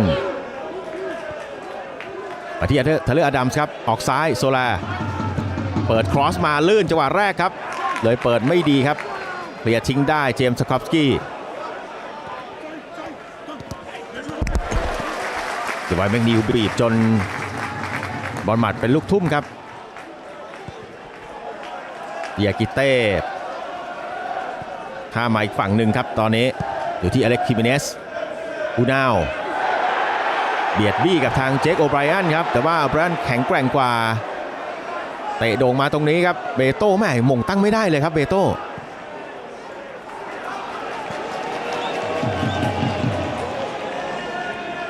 บอลอยู่ที่ชุบแฟร์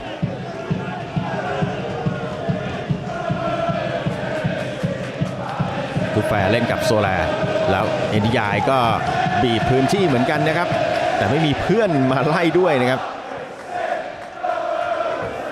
อเล็กซิมิเนสเข้ากลางให้กับเทเลอร์ดัมส์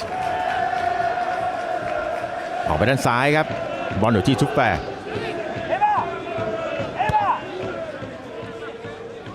เทเลอร์ดัมส์ครั้งหนึ่งอดัมกำลังมองช่องอยู่ครับเซมันโยออกขวาสุดเลยครับอเล็กซิมิเนสตั้งป้อมแล้วเปิดยังติดทางมิโคเลนโกแล้วเข้าทางแจ็คกิลิสพยายามจะตักมาที่พื้นที่ว่างครับเป็นบอลทุ่มครับของบอลหมัดเวลาเหลือน้อยลงครับต้องมาดูว่าบอลหมัดจะมีทีเด็ดในช่วงท้ายหรือไม่ครับชูแฟร์ให้กับอีวานเนสันโดนรุมอยู่ครับบอลยังเป็นของบอลหมัดตรงนี้ได้ฟาวล์ไหมแต่ผู้สินปล่อยให้เล่นต่อแล้วเป็นเอเวอร์ตันที่ได้ฟาวล์แทนครับครับอีวานเนสันโดนจับฟาวล์ครับตอนจะเข้าปั๊มบอลนะครับ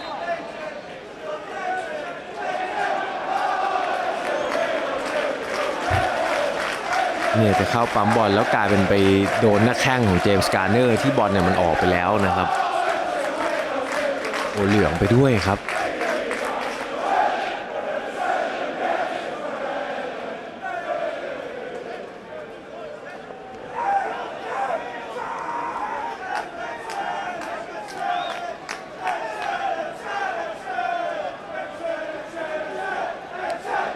ได้ลูกฟรีคิกนี่ดึงช้าครับนิดนึง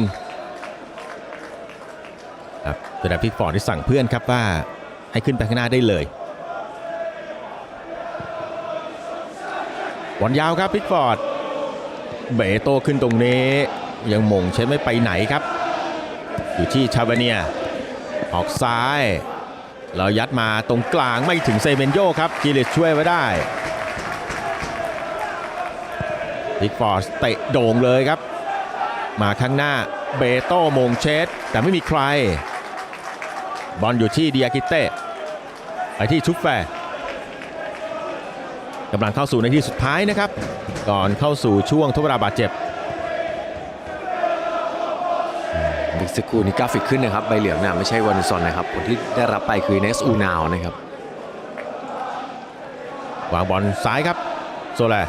ให้กับชุบแฟร์บอลแรงไปหน่อยครับเข้าทางเจมส์การ์เนอร์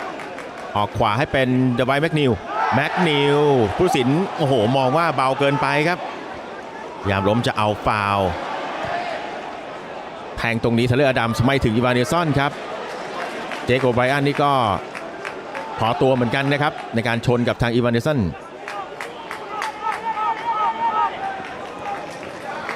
เจมส์การ์เนอร์พยายามจะกระแทกไปข้างหน้าให้กับเบโต้ครับเบโต้ไปทำฟาวล์ทางดีเกเต้แล้วบอลมันไม่สนใจครับเล่นเร็วเซเมนโยออกซ้ายแล้วให้กับทาเวเนียยัดตรงกลางครับแหมไม่แม่นยำครับติดทางแจ็คกิลิชเราไปทำฟาวล์ครับอูนาวนี่เหลืองไปแล้วเมื่อสักครู่เองนี่เองนะครับต้องใจเย็นๆให้มากๆเลยครับเอเนซูนาวต้องเวลาเจ็บ4 นาทีนะครับแล้วมีเหมือนมีฝนโปรยลงมาด้วยวันนี้แจ็คกิลิส ขึ้นสุดลงสุดจริงๆนะครับ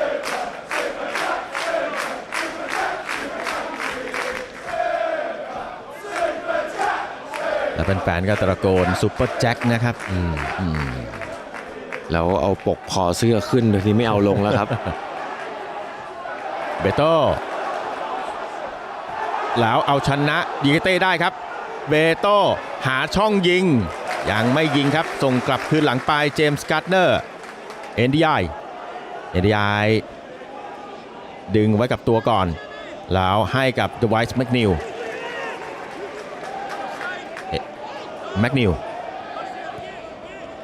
การ์ดเนอร์โดนชนครับผู้ตัดสินปล่อยให้เล่นต่อ NDI มาที่แมคนิวเล่นกันสั้นๆแมคนิวดิวสปีฮอลมาที่การ์ดเนอร์หลอกสวยครับ NDI โอ้โหแล้วเดอะไวท์แมคนิวไม่พร้อมครับเอาละครับเป็นบอลหมัดครับเซเมนโยแล้วคีนันจิวิฮอลตัดตัวเองบอลหมัดนี่เร่งใหญ่แล้วครับเหลือประมาณ2นาทีนิดๆนะครับนะครับบอลอยู่ที่มิโลซาฟเยวิชไหลไปให้กับทางชุบแฟร์ครับชุบแฟร์วางบอลไปข้างหน้าติดทางทาคอฟสกี้ชาเวเนียได้บอลเราช้าไปครับชาเวเนียทำบอลเสียบ่อยครับเกมนี้แจ็คกิลิชNDIสการ์เนอร์ส่งต่อให้กับเดอะไวท์แมคนิวให้กับการ์เนอร์ครับแล้วมาถึง NDI ครับเล่นที่ริมเส้นฝั่งขวามาที่แมคนิวแทงต่อให้เบโต้ยังติดดิอากิเต้ครับไอเดียดีครับแต่ว่าขาดความแม่นยำครับลูกเปิดของทางเดอะไวท์แมคนิวบอลอยู่ที่บอลหมัดเหลือ1นาทีเศษเท่านั้นนะครับเซเมนโยดิอากิเต้จุ๊บแฟร์อิลาราต้องสั่งแล้วนะครับว่าให้ทีมเน้นความชัวร์หน่อยครับชาเวเนียมิโลซาฟเยวิชครับออกขวาสุดเลยครับอเล็กซ์คิมิเนสดวลกับแจ็คกิลิชคิมิเนสเปิดได้ด้วยแต่ว่าติดทางมิโคเลนโกแต่บอลยังเข้าทางเซเมนโยครับง้างแล้วยังบล็อกไว้ได้ครับไวท์แมคนิวช่วยเหลือเกมรับได้ดีจังหวะนี้ดิบรีฮอครับโอ้โหขโมยบอลจากเท้าของชาเวเนียดื้อๆเลยครับแล้ว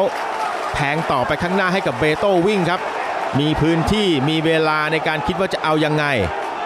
ดึงช้าเบโต้บังเอาไว้ครับแล้วดึงช้าครับแล้วเอาเป็นบอลทุ่มจนได้คีนันดิวิฮอครับเล่นกับแฟนบอลตัวเองครับอีกใจเดียวเท่านั้นครับถ้าผู้ตัดสินไม่ทดให้เพิ่มนี่ก็เรียกว่าฆ่าเวลาได้หมดเลยนะครับตรงนี้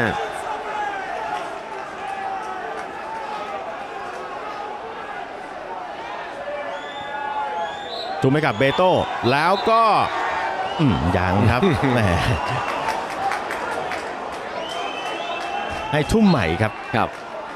โอ้แล้วก็เวลาก็ไหลไปเรื่อยๆครับมาที่เบโต้แล้วตอนนี้ก็จบจริงครับผู้ตัดสิน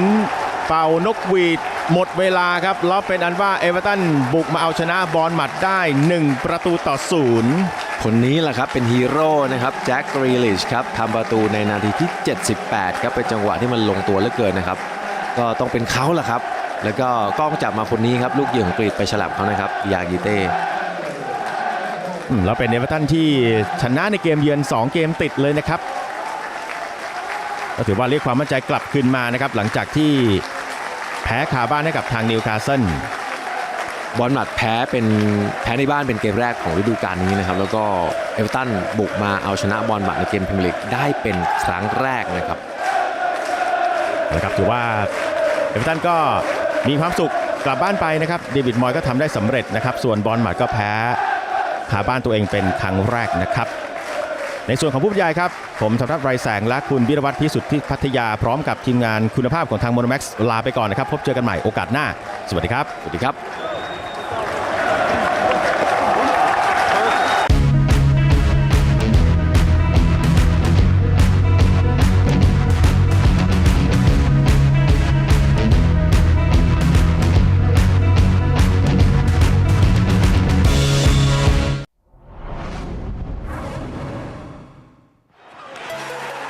Local boy, local hero, Mark Noble again. His heart beats for West Ham United. Chesky. Tevez sets it up for Noble, and this time there was nothing Robinson could do to stop him. And West Ham's youngest and least experienced player has scored a priceless goal.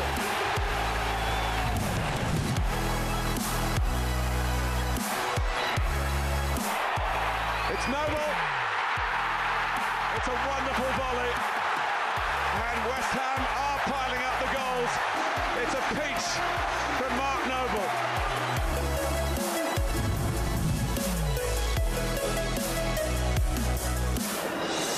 It's Noble who goes for it and finds it. Magnificent strike from Mark Noble.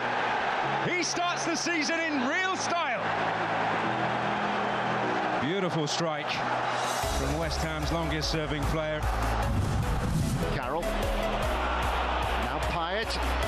Here's Noble. Wonderful goal, 2-2. West Ham have turned it around.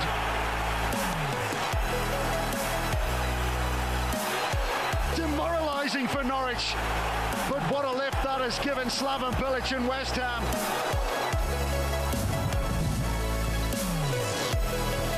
Jean Mario, Martin Noble will have a swing. What a hit! What a terrific effort from Mark Noble, who is West Ham through and through. It's a special goal from a man who's very special to West Ham fans.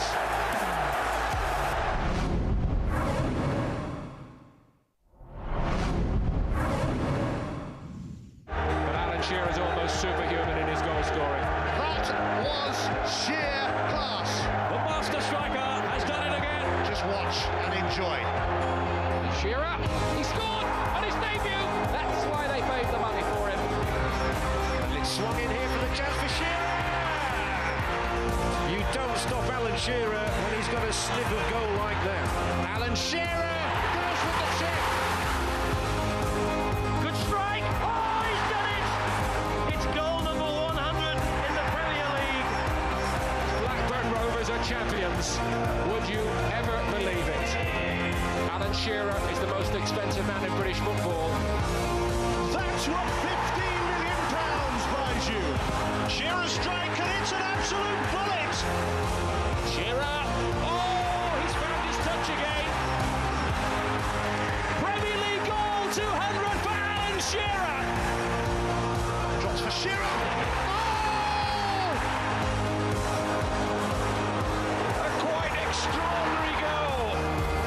Here comes Alan Shearer. It's Shearer for Newcastle. 201 goals for Newcastle United. He is Newcastle's record goal scorer. He is the local hero.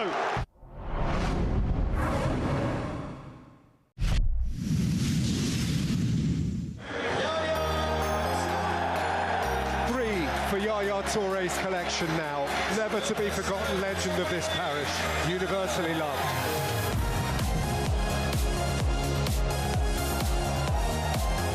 Yaya Touré worked it well.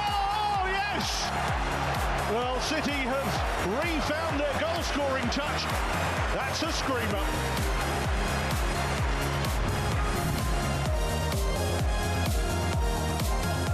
Shifted it to Touré. Oh, it's magic! What a way to seal a hat-trick!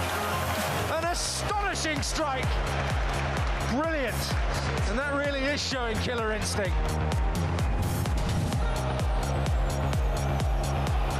So can City bring up the century of goals tonight? It's Yaya Touré. He's a difficult man to stop. He's impossible to stop. What a wonderful goal! A century for City. They are doing this in style.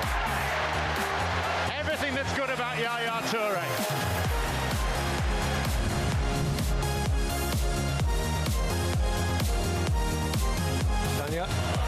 Touré. Oh, that is a gorgeous goal. What a deft finish from Yaya Touré. That was brilliant. A sort of carpet slippers finish from Yaya Touré. With almost no contact with the ball.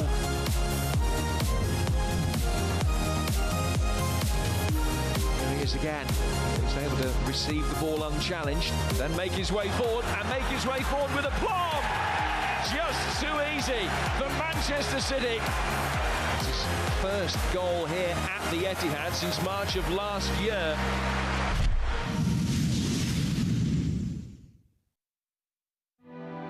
There's been a few Dutch masters throughout history.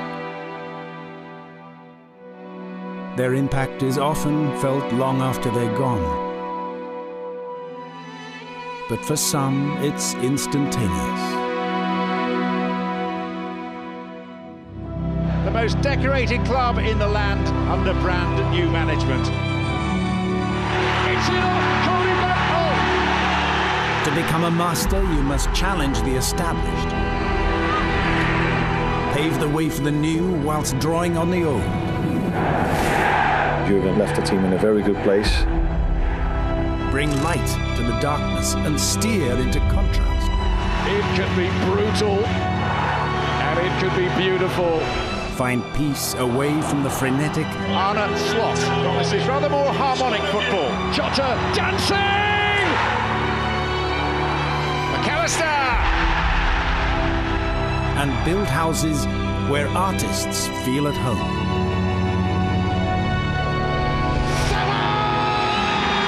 Building a masterpiece requires passion, skill and dedication. If you want to compete for something special, that you have to win a lot of games in this league. Diaz! What a hit! Liverpool dream of greatness. An artist's greatest work. Salah on the spin! Masters go where those before haven't.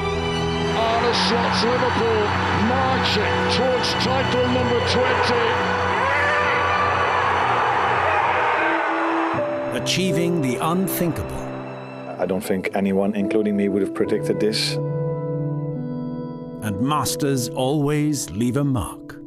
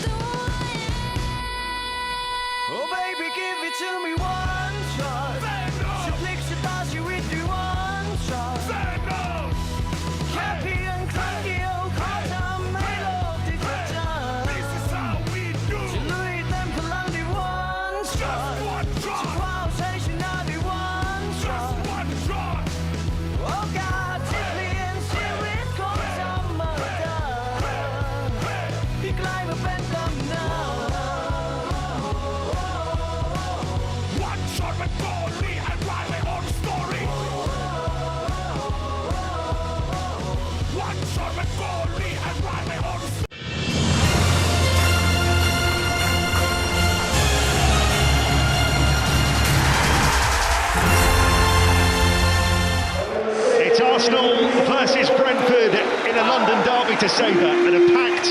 Emirates Stadium. The Gunners saw their lead at the top of the Premier League table cut to just 2 points on Tuesday night. Can they respond with a victory here at home 24 hours later? Brentford will have a game plan to prevent that from happening.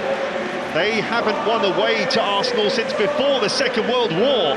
but they did take a point from this fixture last season and would happily take that again tonight. 5 of their 6 Premier League away games this season have ended in defeat, in contrast to their outstanding home record. And away games don't get any tougher than this right now. It's a huge test for the Bees. Arsenal have won 11 of their last 12 home games in all competitions.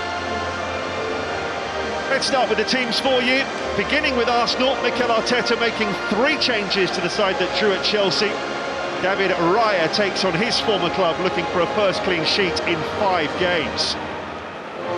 Still no William Saliba. Ben White makes his first league appearance since the opening weekend of this season.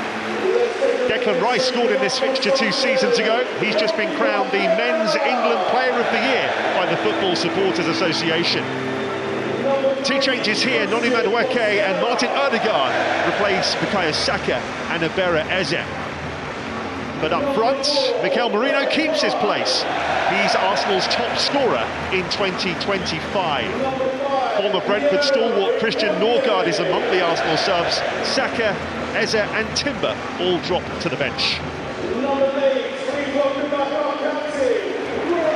Now to Brentford. Keith Andrews has had an extra day to prepare. His side beat Burnley 3-1 on Saturday. It's just 1 clean sheet in 11 games for Irish keeper Caoimhín Kelleher. It's a change to a back 5, but Nathan Collins, who played every minute last season and this season, drops out. Christopher Ayer, Ethan Pinnock and Rico Henry come in. Jordan Henderson gets a rest. Vitaly Janelt makes his first league start of the campaign. Record signing Dongo Ouattara was on target at the weekend. He and Kevin Schade both have 3 league goals this season. But top scorer Igor Thiago is among those who have to be content with a spot on the subs bench.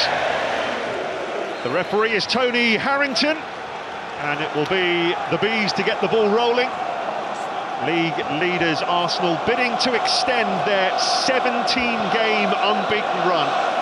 as they look for an 8th home win in a row in all competitions. Second-placed Manchester City are the only team who visited the Emirates this season and not been beaten. That finished 1-1. Even all-conquering Bayern Munich was seen off here just last week in the Champions League. But no one in this Arsenal camp is underestimating Brentford after their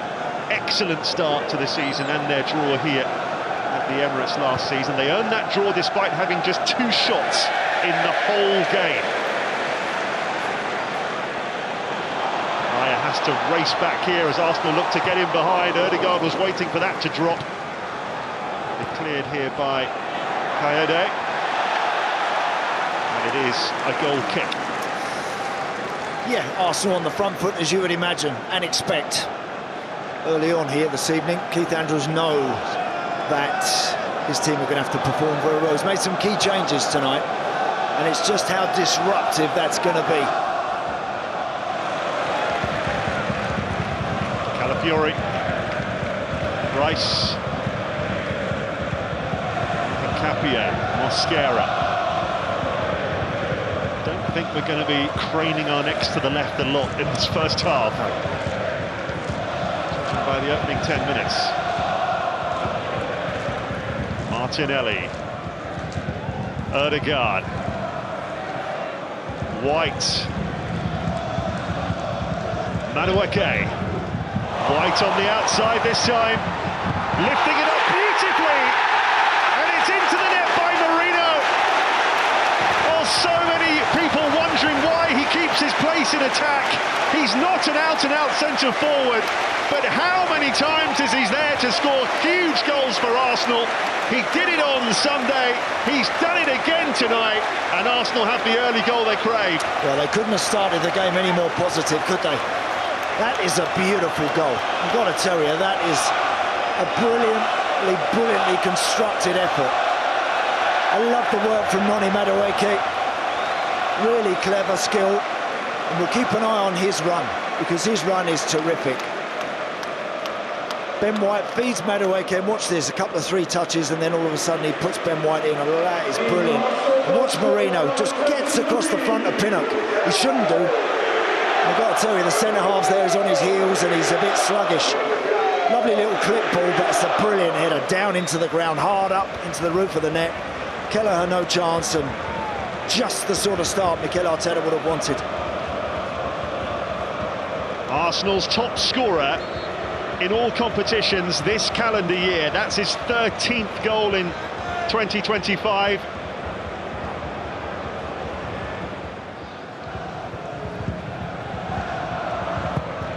Long from Kelleher. No problem that for Mosquera. Odegaard. Madueke. Oh, the feet there were outrageous. Just danced past 2 of them. With the greatest of ease, he made that look so straightforward. It certainly wasn't.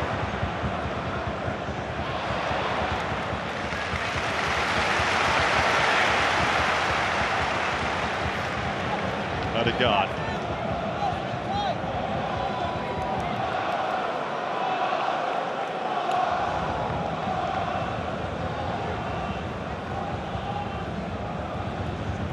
I think this next 10 minutes for Brentford is massive tonight, I really do. Yeah. Martinelli, White. Well, that's a disappointing end to a very promising move from Arsenal. Yeah, he's got to go across the goal there, Ben White. But just coming back to that point about this little period for the visiting team, just get the feeling tonight this Arsenal team are on it, they're sharp, they've got one already. And they are very hungry for some more. Lovely footwork from Noni Madueke. The shot, unfortunately, straight at the goalie. But Rico Henry doesn't want to commit to too much of a challenge there in the box, does he? Schada's on his way here. Mosquera goes with him. Off the corner flag and out for a corner. Of course, Arsenal did concede from a corner, didn't they, on Sunday at Chelsea? Yep, they certainly did. Chalobah just got in at the near post in front of all the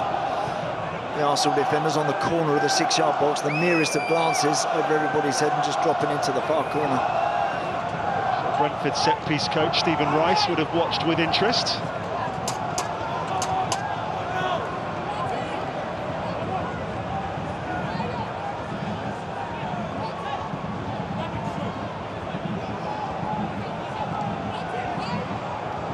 Jensen's first in-swinger left a lot to be desired. What can he do with this one? Very crowded 6-yard box here. With a punch, didn't get much distance on it though. Janelt kept it alive. Ouattara with the strike, and out it goes for another corner. Yeah. Ben White's header initially it was that dropped to Ouattara, but he was out very quickly to throw himself in front of the strike.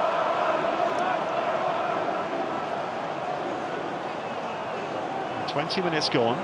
Brentford's most promising spell of the match so far. And another corner from the far side. Yeah, and the 3 big guys, Vandenberg, Ayer and Pinnock, all together towards the back end of the 6-yard box. Janelt with it. There's the header off the bar from Schada. Wow, what a chance. Free header. He'll feel he's got to score. Simple as that. Massive let-off for Arsenal there. Did the goalie get a hand on that, Gareth? He might have done. He might have done. Might be some save, but I think the fact that Kevin Schada was that free, the pace on the delivery, he should score. Perfect flight on that ball, and he attacked it perfectly. I think Ryan might have got something on it, but great opportunity that. Well, that was the chance to break their duck from corners, wasn't it? And it'll give great encouragement to these Brentford players who've been on the back foot for the majority of the half. I think you're right, he does get something on this. Yeah, difficult. This is a better angle. He certainly does. It's a big save. It's a big save. If it's a foot, I think either side of the goalkeeper. I don't think he saves that because it's too pacey.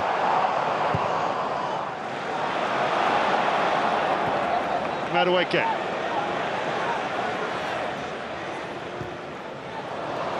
Calafiori, it's White, and Martinelli over. It's a great chance. Got to hit the target there, Martinelli.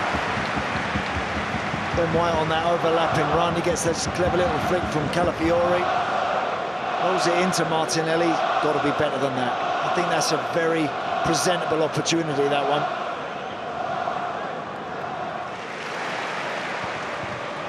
Mosquera couldn't quite thread it through. Here's Henry for Brentford.